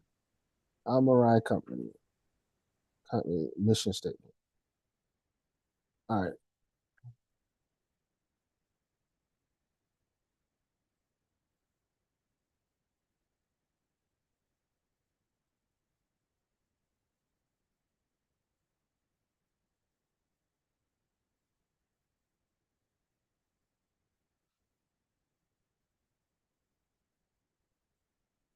All right, let's look at Almarai.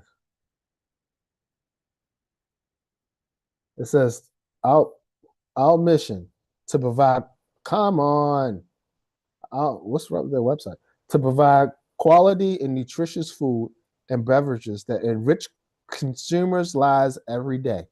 See how that's consumer focused, the client focus, right? It's not the company focus, it's about the consumer lives every day, right? I mean, that's their mission. Look at their vision. This is a simple mission statement. Their vision to grow our leading position as the trusted choice for food and beverages in the region, delighting consumers rather, with quality nutrition every day.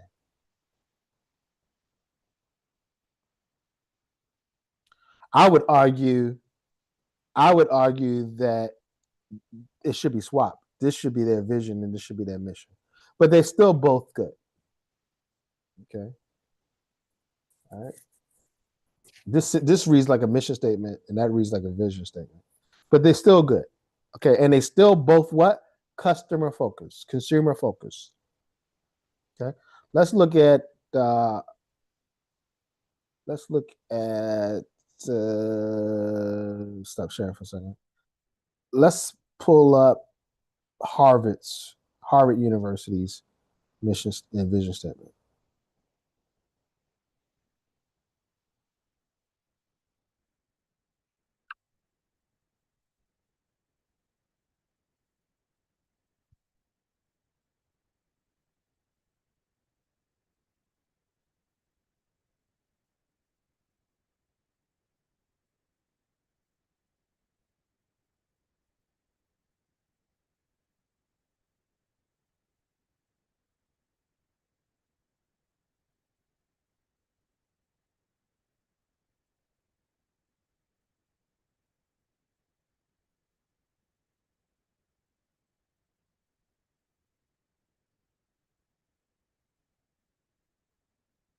All right. Let's look at their mission statement, their vision statement. Vision. Harvard Harvard College sets the standard for residential liberal arts and sciences education. We have committed to creating and sustaining conditions that enable all college students to experience an unparalleled educational journey that is intellectually, socially, and personally transformative. Student driven. Look at their mission statement.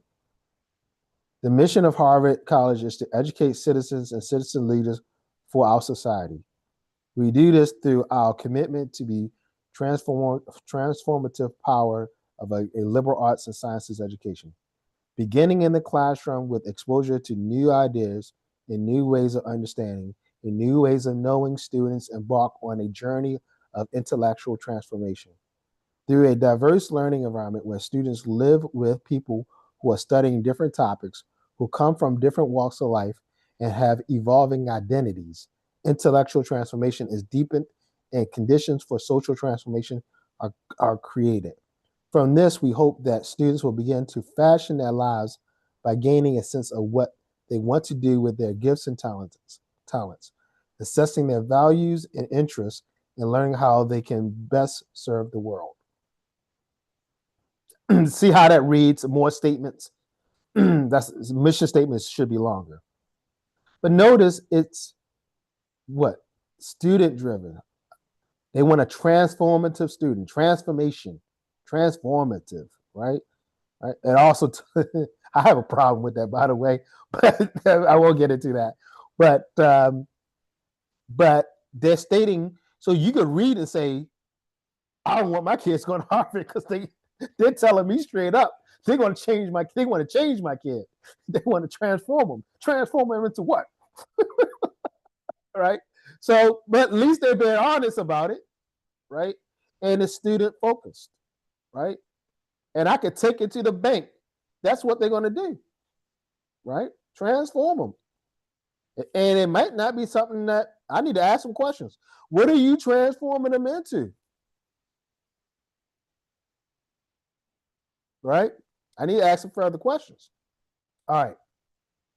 But nevertheless, it is student focused. Let's look at a school in Saudi. I'm gonna try to pull up your school's mission statement. You guys go to Marif, right? Work at Marif. Marif. What is it? Marif? Is that what it is? Marif Education. Let's pull up. Let's pull up their mission statement.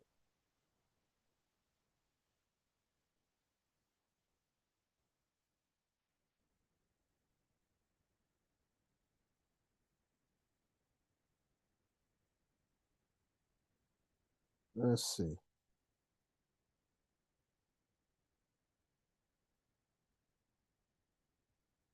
This is this is your school, right? Is this your company? That's not it. I thought you guys said you work at Marif. Al Marifa, not Al Oh, Marif. Marifa. okay. Well, this is. Let's just look at this one. Okay. This is a big. This is a big company, and they're old too. They've been around for a long time.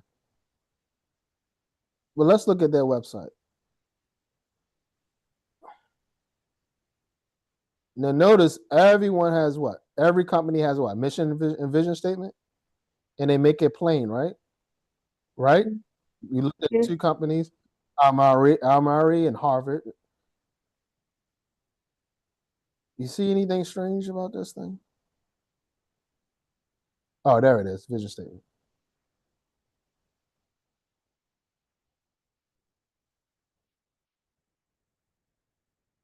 All right, this one is not bad. To foster enlightened skill and ethical generation that can competently contribute to the local and global transformation. That's actually not bad. This is probably one of the better ones I've seen. To offer the best quality education and learning experience to hire. All right, the mission. Okay, yeah, that's okay.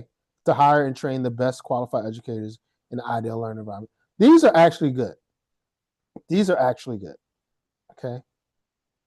I've seen some horrible ones out of in the Middle East that focused on finances. They focused on everything but the learners. This one is actually a good one. All right, they must have somebody has their act together here. Because for years I would go to schools and say, you need to change your vision statement. You need to change your mission statement. Um, because you guys are money focused and not talking about what you're going to do for students. Um, so I challenge you guys today. Tomorrow, go back and see if you can find the mission statements for. Oh, let's go ahead since we're here. I'm curious now. How you pronounce? How you spell it? Marifa. You start with Al and then Marifa. Al Marifa. L. Spell it for me. L M A-L. A-L A first and then A L Marifa. M A. R-I-F-A. Is it two A's? No, no. Yes. Yes, yes, yes, Yes. Refa. yes. All right, schools.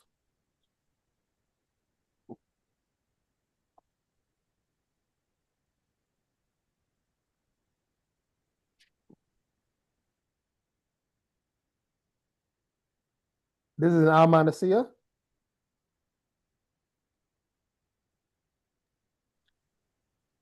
You got school? Is this your school right here? In Muncia. Okay, yeah, I think this is your school. Let's see. Let's look at your school's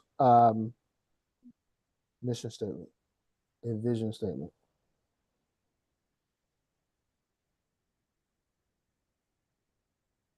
This is your school right here. Yes, Yes, yes, yes. sir. Oh, this is American diploma, and you guys didn't have the standards, so you guys should be using Common Core. Yes, we use it. Might grow here. All right, so when I talked about standards, you guys should have been on top of it. So this is your school right here, right? Yeah. Yes. Oh, I thought this was in Al Yamuk, not Manasseh. No, This no, isn't Al Yamuk. Isn't this on Al Yamuk? I no, know. no. I've No. seen this. In Muncia. I'm here next It's to Kurti. yeah, next to Cordoba, but by I know where the school is. It's by the compound, by E compound and Nekla compound across the street. This is Yamuk. All No, right. it's not. Yeah, Montecito is across the street. All right. Let's look for the mission statement. Oh, there it is. Vision and mission. Let's read it. Private schools that provide education, help, research, and innovation. Oh, wow. What do you see here? I'm gonna go. Look at this. They don't even. Somebody didn't even bother to put one up. They put the Saudi 2030 vision up.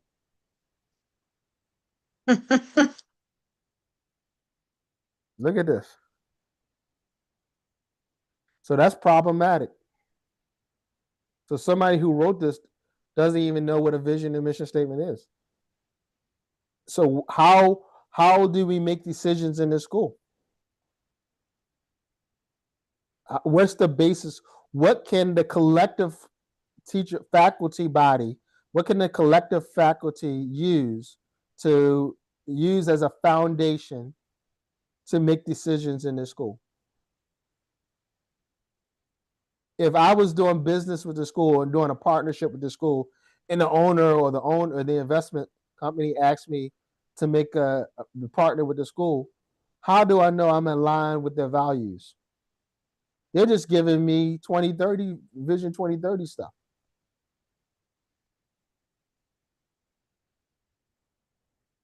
Right?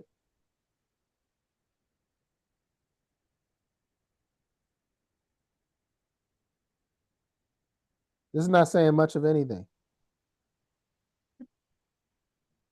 Right? It's not saying who they want the learner to be.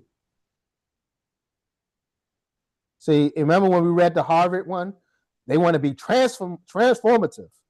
Even the other one, I said it was okay. Let me see. Let me go back to the other one real quick.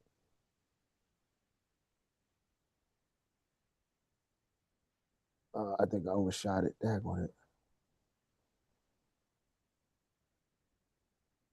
Did I overshoot it? Yeah. Let's see.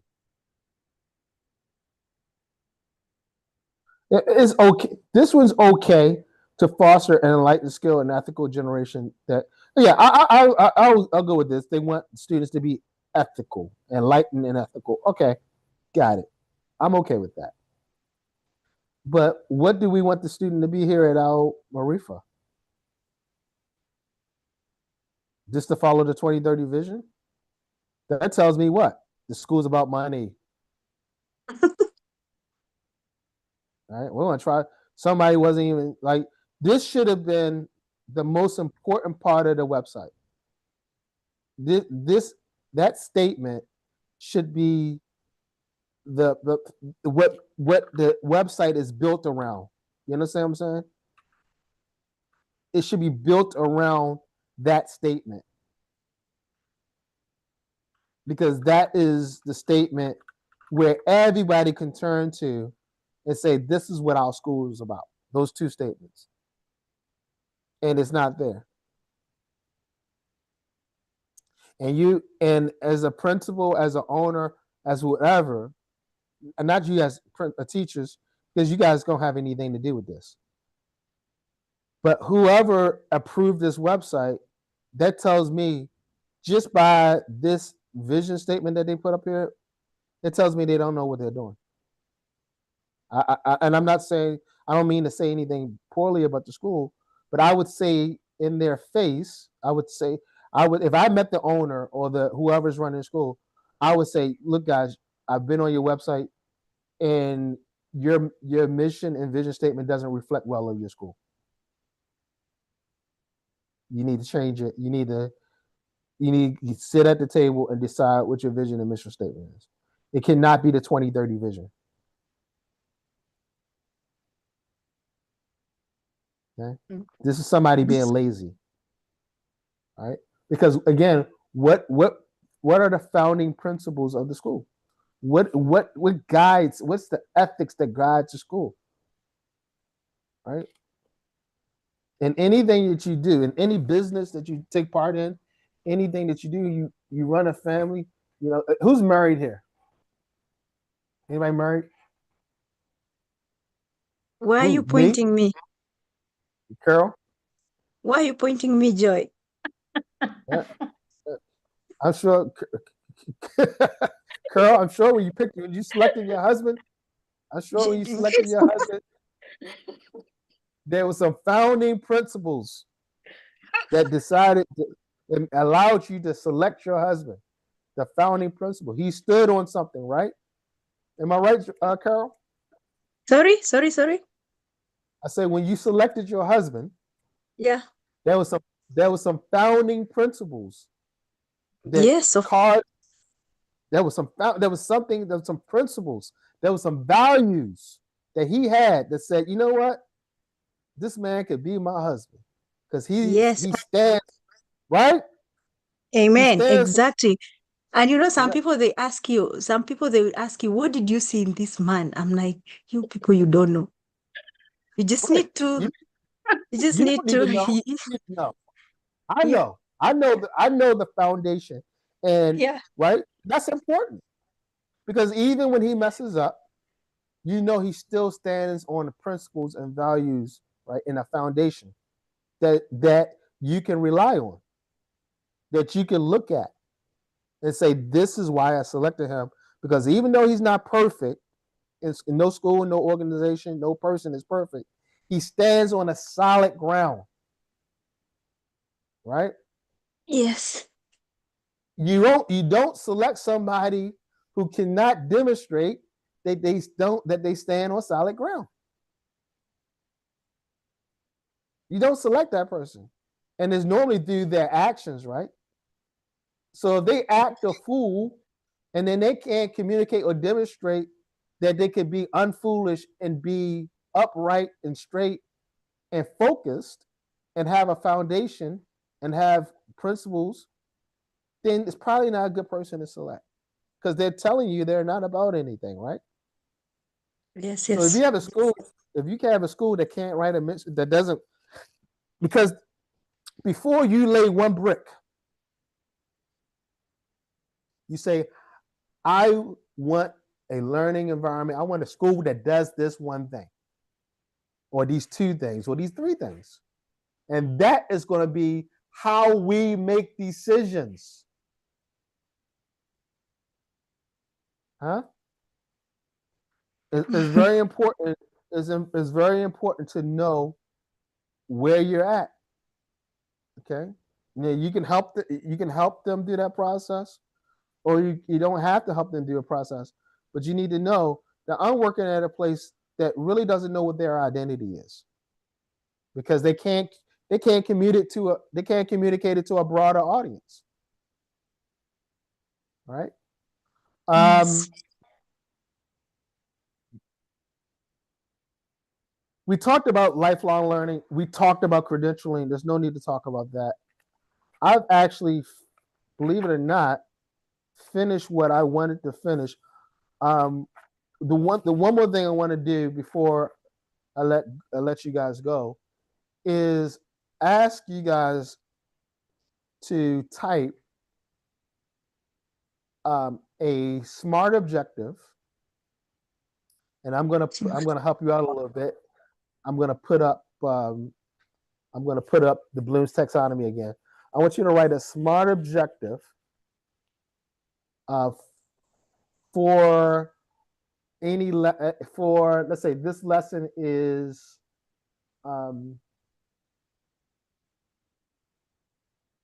for a listening lesson. For a listening lesson. Okay, it could be a listening lesson in math, language arts. I want you to write a SMART objective for a listening lesson. So I'm going to put up the Bloom's taxonomy again for you so you can see it.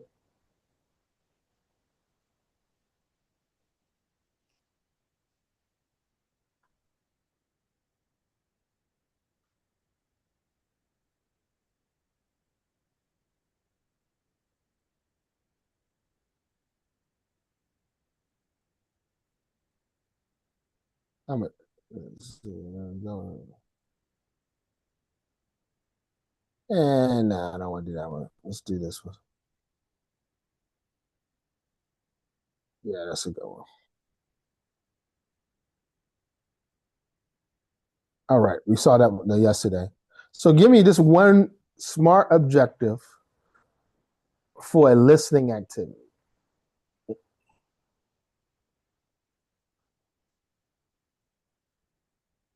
You can write it in the chat.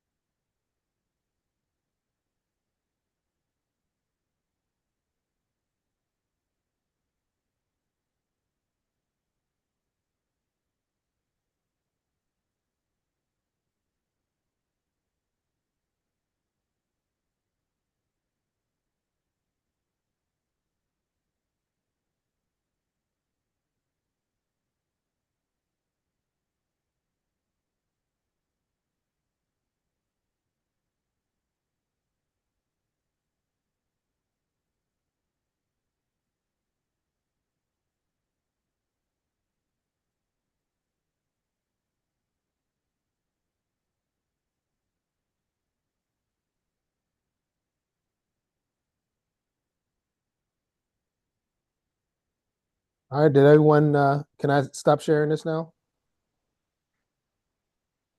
All right, let me read the chats real quick. Let's see. By the end of the lesson, students will be able to listen to a short audio.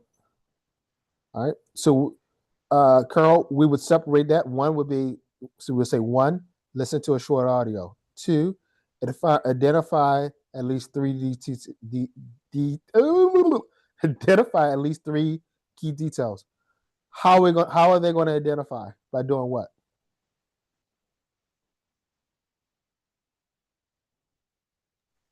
Okay, for example, to identify. For example, maybe Yeah. you put for them a short video, okay? They have first to listen to the short video for them to identify at least 3 keywords, depending How? on the story. How? Remember, SMART is specific. So you gotta be specific, Yes. measurable. So Yeah. measurable. So Achievement. how would you know that they? How can you measure that they did it? By doing what? What will they do? Uh, mhm. You see? You see what I'm saying? So it might look something like this. The first one is okay. Listen to a short audio. Perfect. You can look and see it. If they're listening? Two, identify at least three details by listing and on a chart. By listing on a chart.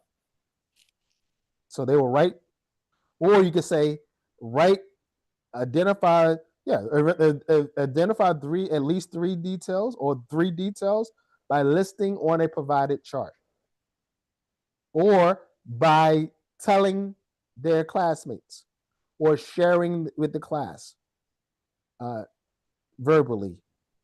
The point I'm trying to make is make sure that you're specific. So if you use word like identify, which is a good word, you got to say how they will identify. So, like for instance, I would say students will underline the noun in the sentence. Students will circle the verb in the sentence. That's identify. But now that's measurable because I can measure that they underline the noun and circle the verb. Okay. Okay. Let's see. Curl, is Curl, you the only one responding to it? Yes. Students will be expressed. All right, what do you guys think about this one? Students will be able to express themselves. Is that a smart objective?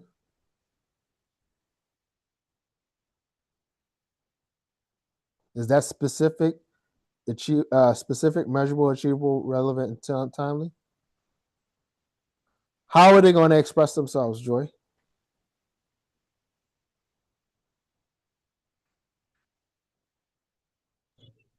When I'm giving them put a video for them to watch, right? And then I tell them to express what they've listened to How? by asking the question, what was the story all about? If they can relate to it. So you're going to write. So your objective, your smart objective will be this: students will be able to answer questions about the video. About students will be able to answer questions related to self-expression about the video. Right? How will they answer questions? So I need to go deeper. Students will be able to write down responses to the videos that they listen to that will that will record their feelings about the video. You guys see what I'm going at? You got to be very specific. Students will um, students will uh, tell the class, verbally tell the class about their feelings about the video. Students will create a social media post, a Facebook post about responding to how they feel about the video. Writing, students will be able to express themselves. Is not it's not measurable enough. You got to how they're going to do it. Are they going to write something? Are they going to say something? Are they going to point to something? Are they going to circle something? Right? How are they going to do it? Evaluate. If they're going to evaluate something, how are they going to evaluate? Are they going to write something in response? They're going to create a written response. Are they going to evaluate it verbally? Are they going to use a rubric? Students will be able to evaluate the painting using using the rubric the teacher submitted or presented, okay, or distributed. Okay, students will be able to critique or evaluate the response verbally. Students will be able to evaluate the response. Students will write a paragraph. Students will write a paragraph that evaluates or that analyzes their feelings about the painting using the provided rubric. Be very specific. You have some schools even say I don't necessarily agree with this, but some schools would even say by what percentage. So students will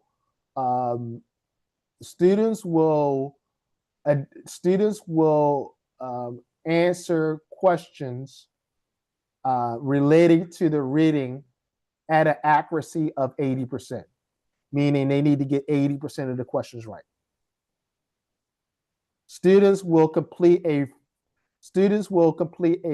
true false quiz at an accuracy of 75%. You don't have to, that's getting really, really like detailed. But you definitely want to make sure that you're smart and that you explain in that objective how they're going to do it. So we make sure that it's specific, it's achievable, and it's measurable. All right. So that was Irene. You wrote relevant. It focuses on listening skills. Is that your objective? Irene, are you with us?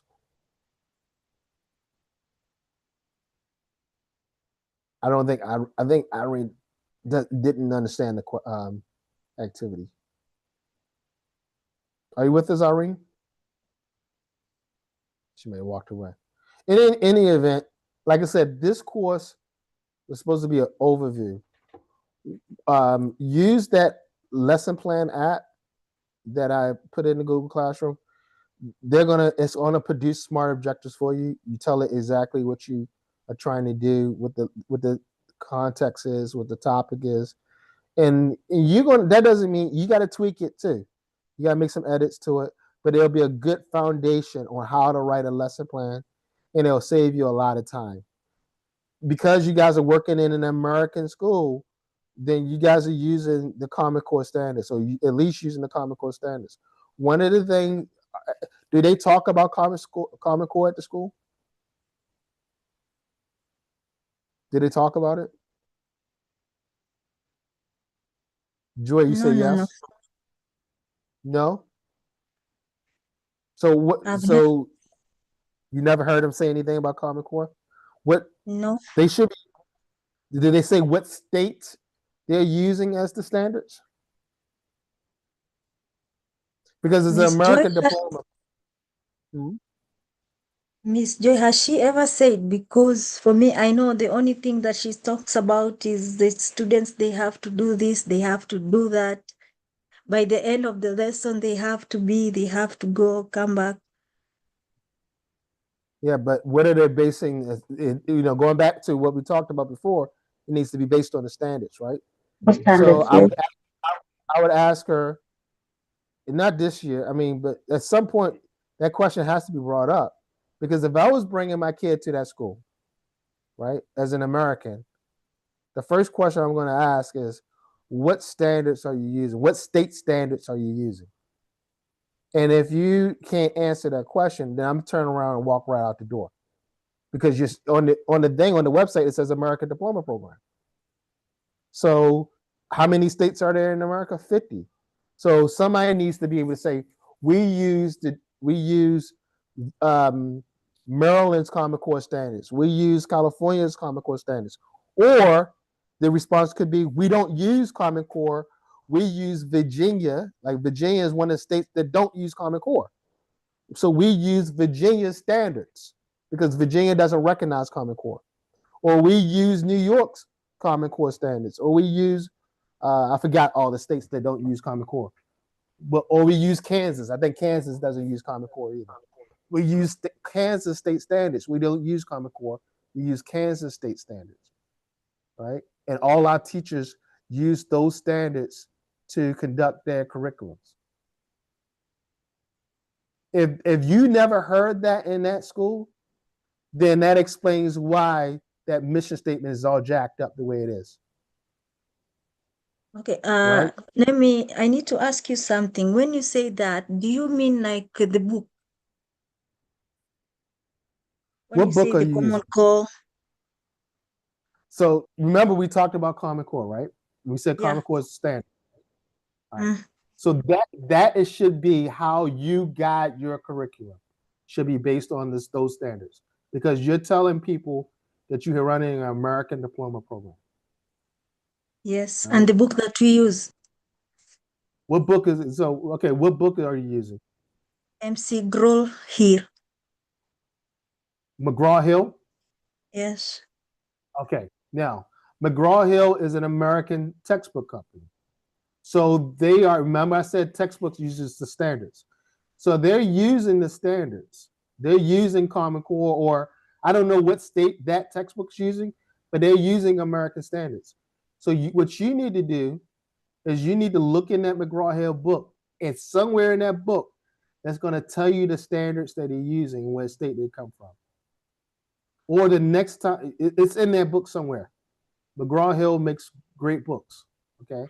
Yes, the one So, does the one. hmm? Okay. Okay. So look, it's somewhere in the book. You got it's either in the front or back, but those standards, and they might even be in each unit. In each unit, they might be identifying the standard. All right, but you guys should be outside of that because you're not relying strictly on the textbook. The textbook is not the curriculum; it's just a resource. So you should be writing lesson plans and unit plans outside of the textbook. You're only using the textbook as a resource, as maybe to gain content, gain ideas, but you should not be teaching solely out of the textbook, right?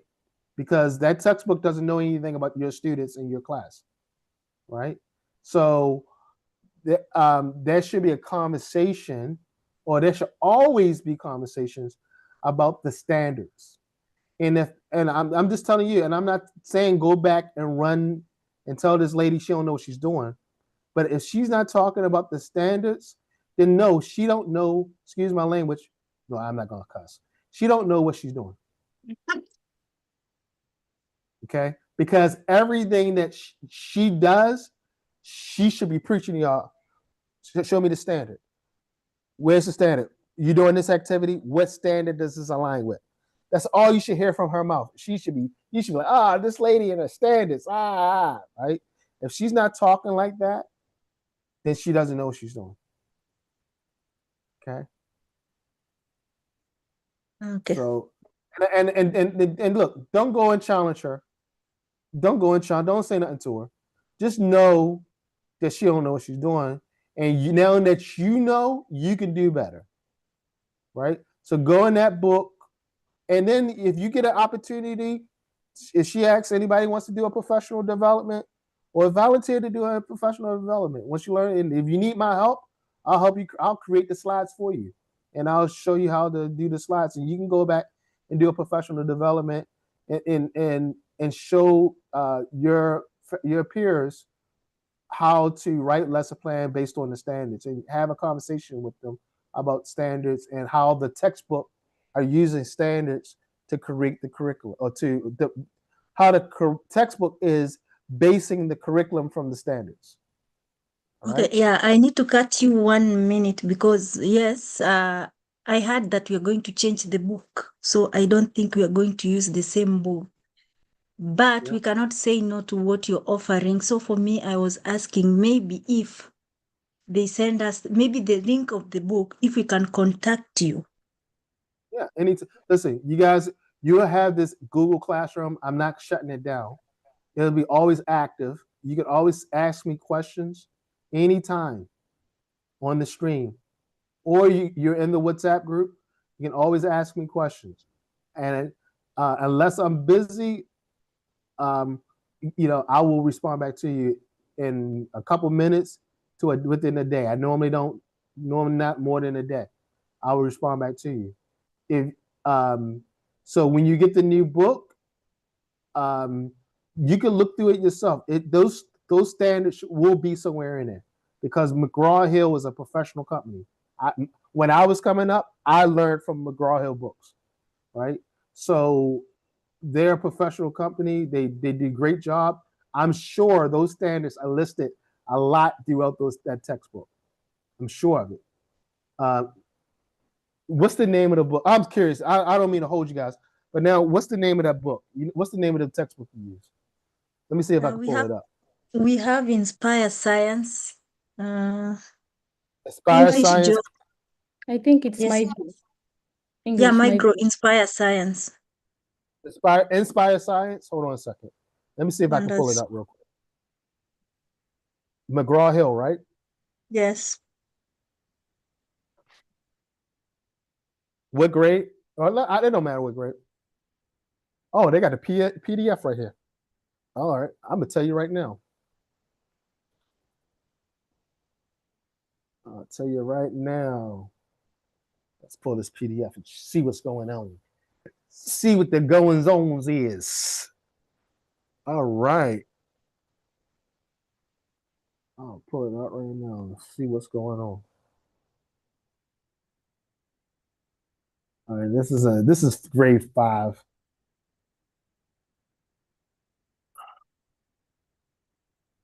Let's see.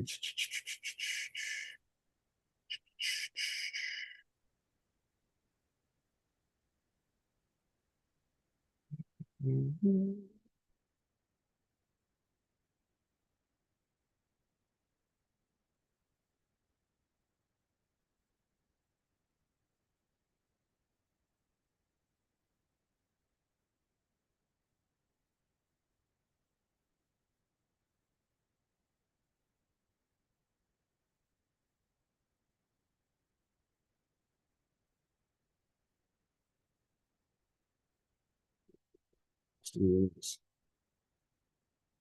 Unit table of contents. Let's see if they mark in the standards. All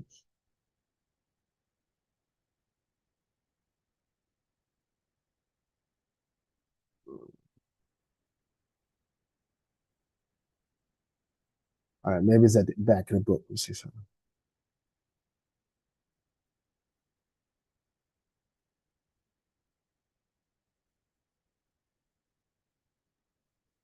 Oh, they're not giving me the whole book. Daggone it. All right, let me do one thing here. So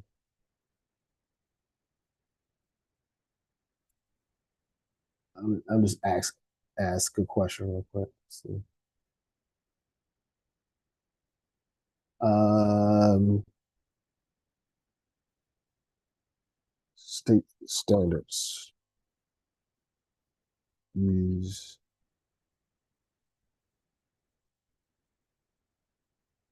uh, does does McGraw Hill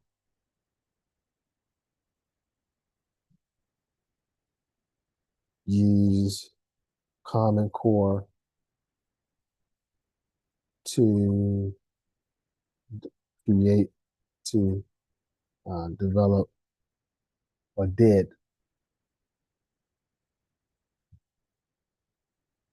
to develop Inspire Science textbook?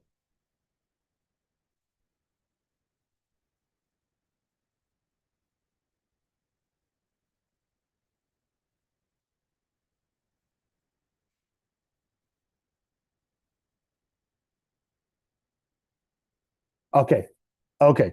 Thank you. Thank you. I'm gonna show you this. All right.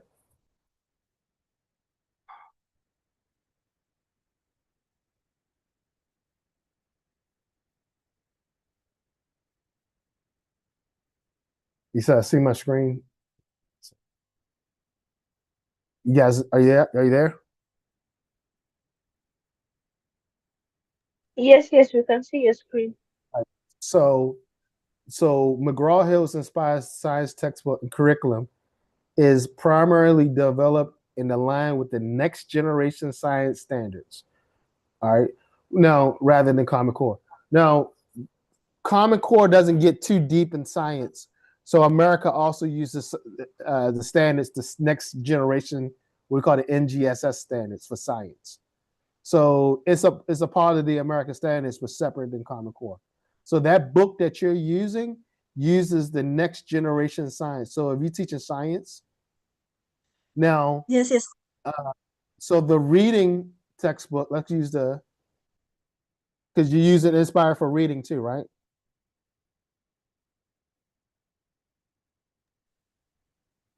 Let's see. Reading, we used wonders.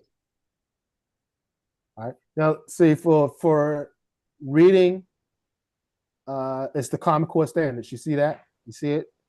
They use the Common Core standards to design the book. So everything is aligned with the Common Core standards. You see that right there? Yes, yes, we can see. That's it. Graw Hill. Let's see. Nah, not This this book. one. Yeah, no, but it's all the same. All the books are using. Uh, oh, there it is. See, that's the note. All the books should have a note like this in the book. It says, in closing, we know that all of us at McGraw-Hill are looking forward to collaborate with you and begin to integrate the K-12 Common Core standards for English language arts and literacy in schools and districts. So it's telling you right here, first sentence, you have relied on McGraw-Hill education to provide engaging, effective literacy programs that capture the vision of your state standards. See, of your state standards. You see that? The vision of your state standards. You see that? Yes, yes. We fully support the nation's goal of producing a common core voluntary standards that are aligned with college and career expectations and which are reflective of cross-disciplinary skills such as critical thinking and problem solving.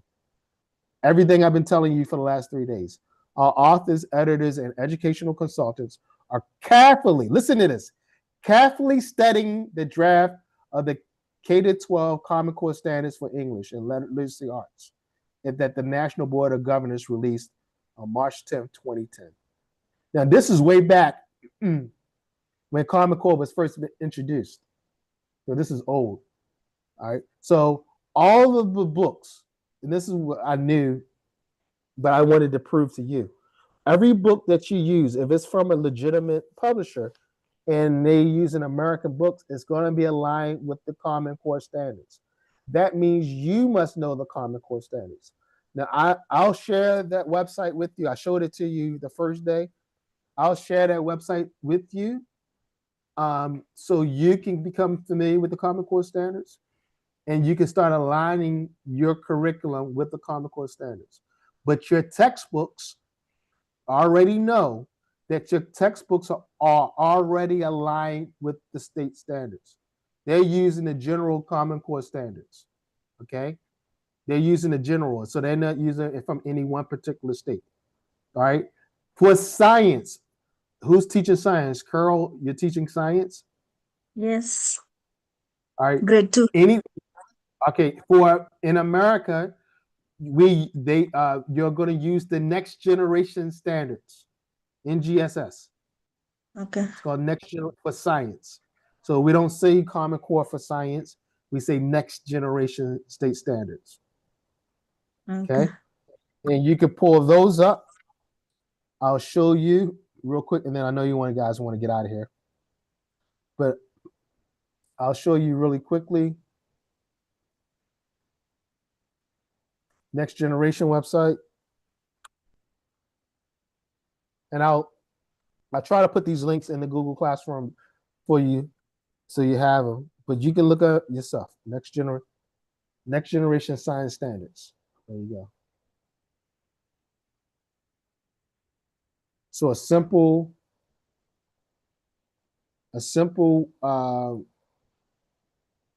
Google search. So yeah, I just did a simple Google search.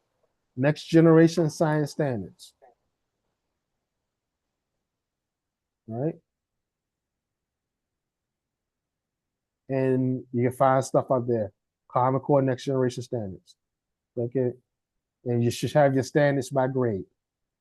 See? Next Generation Science Standards. You see that? So if Yeah, yeah. you teach what grade 2? Yes, grade So you 2. go to grade 2 and you go, we know it's science. Or then you can do the discipline, but let's just leave it blank and you search. All right. And this is going to be all the grade 2 standards and what you should cover.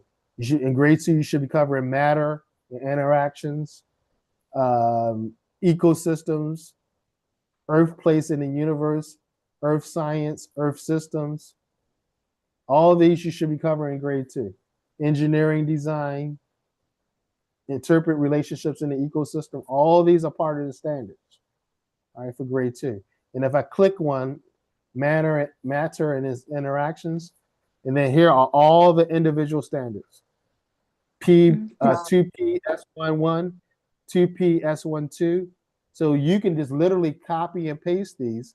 So in that lesson planner that I gave you, that app, you could take this, copy and paste it, put it where it says standards, and it'll help you form a lesson plan for that standard. Okay, thank you very much. Okay. So, ladies, know that if this is brand new to you and you've been teaching in that school year and they're claiming, number one, they're not really an American diploma program because they're not recognized by the United States Department of Education. So they're already scamming people. You understand? In order to be a diploma program, you have to be recognized by the United States Department of Education. But that's neither here nor there because the Saudi Ministry of Education recognizes them, and that's good enough. But they're not recognized by America, right? So know that now that you know better, you can do better, right? So if your coordinator, your academic director says, anybody want to do a professional development? And they say, yeah, I'd love to do a professional development on the next generation science standards, right?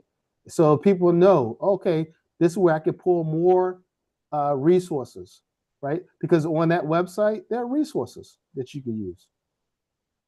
All right. So ladies, thank you for taking 3 days of your time. Hopefully you learned something of value over the last 3 days. Again, this was just a quick overview. I may do a TESOL course sometime in the beginning of next school year. It's very time consuming. That's the 120-hour course. I will give you a digital certificate in the next couple of days. If you decide to take the 120-hour course, you will get the that's the full certificate. But again, if you have any questions about anything, don't hesitate to WhatsApp me, ask it in the Google Classroom, and use this course as an opportunity to begin to explore. If you get an opportunity to get a master's degree in education or whatever, go for it. I have a program now. Everyone has a bachelor's, right? Yes, yes. If I have a program where you can work on your master's of education, all right, and I can lead you through that. It's through the Paris University of International Education. So if you're interested in getting your master's degree, it's completely online. Saudi is now accepting online degrees. I don't know if you heard that. And it's a master's degree. It's accredited by the Ministry of Education in France. It's completely asynchronous, meaning you work by yourself. You take the courses, you work by yourself. It's relatively inexpensive. For a master's degree, you're gonna pay about 10,000 reals, but you don't have to pay it all at one time. You can pay it per course. You can pay a little bit at a time. This course will help again give you a lot more knowledge, and now you have now you would have a master's degree. If you're interested in that, again, you don't have to pay all that money up front. If you want to start working on that, I would highly suggest it. It's going to prove your skills. It's going to give you another degree that's recognized worldwide, and it's going to move you towards becoming a better educator. Okay, and it's give you open more opportunities for you. If you don't want that program, find another program. Maybe there's a free program in Kenya or scholarships you can get in Kenya and other places. But continue to develop. This 3-day course was just to open your eyes that there's a lot that you need to learn. You have the course notes. You have a lot of resources. I will continue to put resources, but it's ultimately is up to you to follow up and begin to put more tools in your toolbox. Are there any questions for me at this point?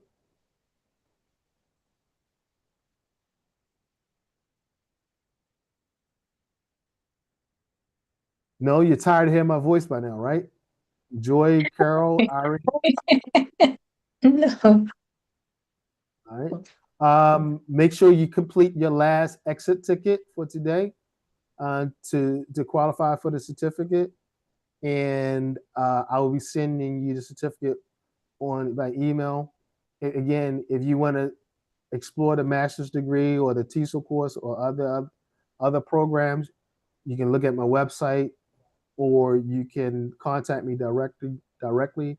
If you just have any general questions about teaching and learning, don't hesitate to contact me. You have my number, you have the Google Classroom, and you have the WhatsApp group. If you don't have, if there's no other questions, look forward to your certificate in the next couple of days in your email, and hopefully I'll talk to you guys soon. Thank you for your time. I wanted to say something on the certificate because some people sometimes they write the names that they are not supposed to write. For example, someone can write Kerry Asaf on my certificate, which is not on my documents. Are we supposed to text you? No, on the registration form. Remember, you completed the registration form. What did I write on that registration form? Write the name that you want on the certificate. Yes. Did you write the name that you want on the certificate? Yeah. Okay, so that's the name I'm going to put. Whatever name you put on that registration form. Okay. Is that okay? Yes. Okay, so that's the name I'm going to use. All right. Any other questions, concerns, criticisms? All right. Again, make sure you finish the exit ticket. I hope you guys learned something, and we'll talk to you soon. Thank you so much. You're welcome. Bye for now.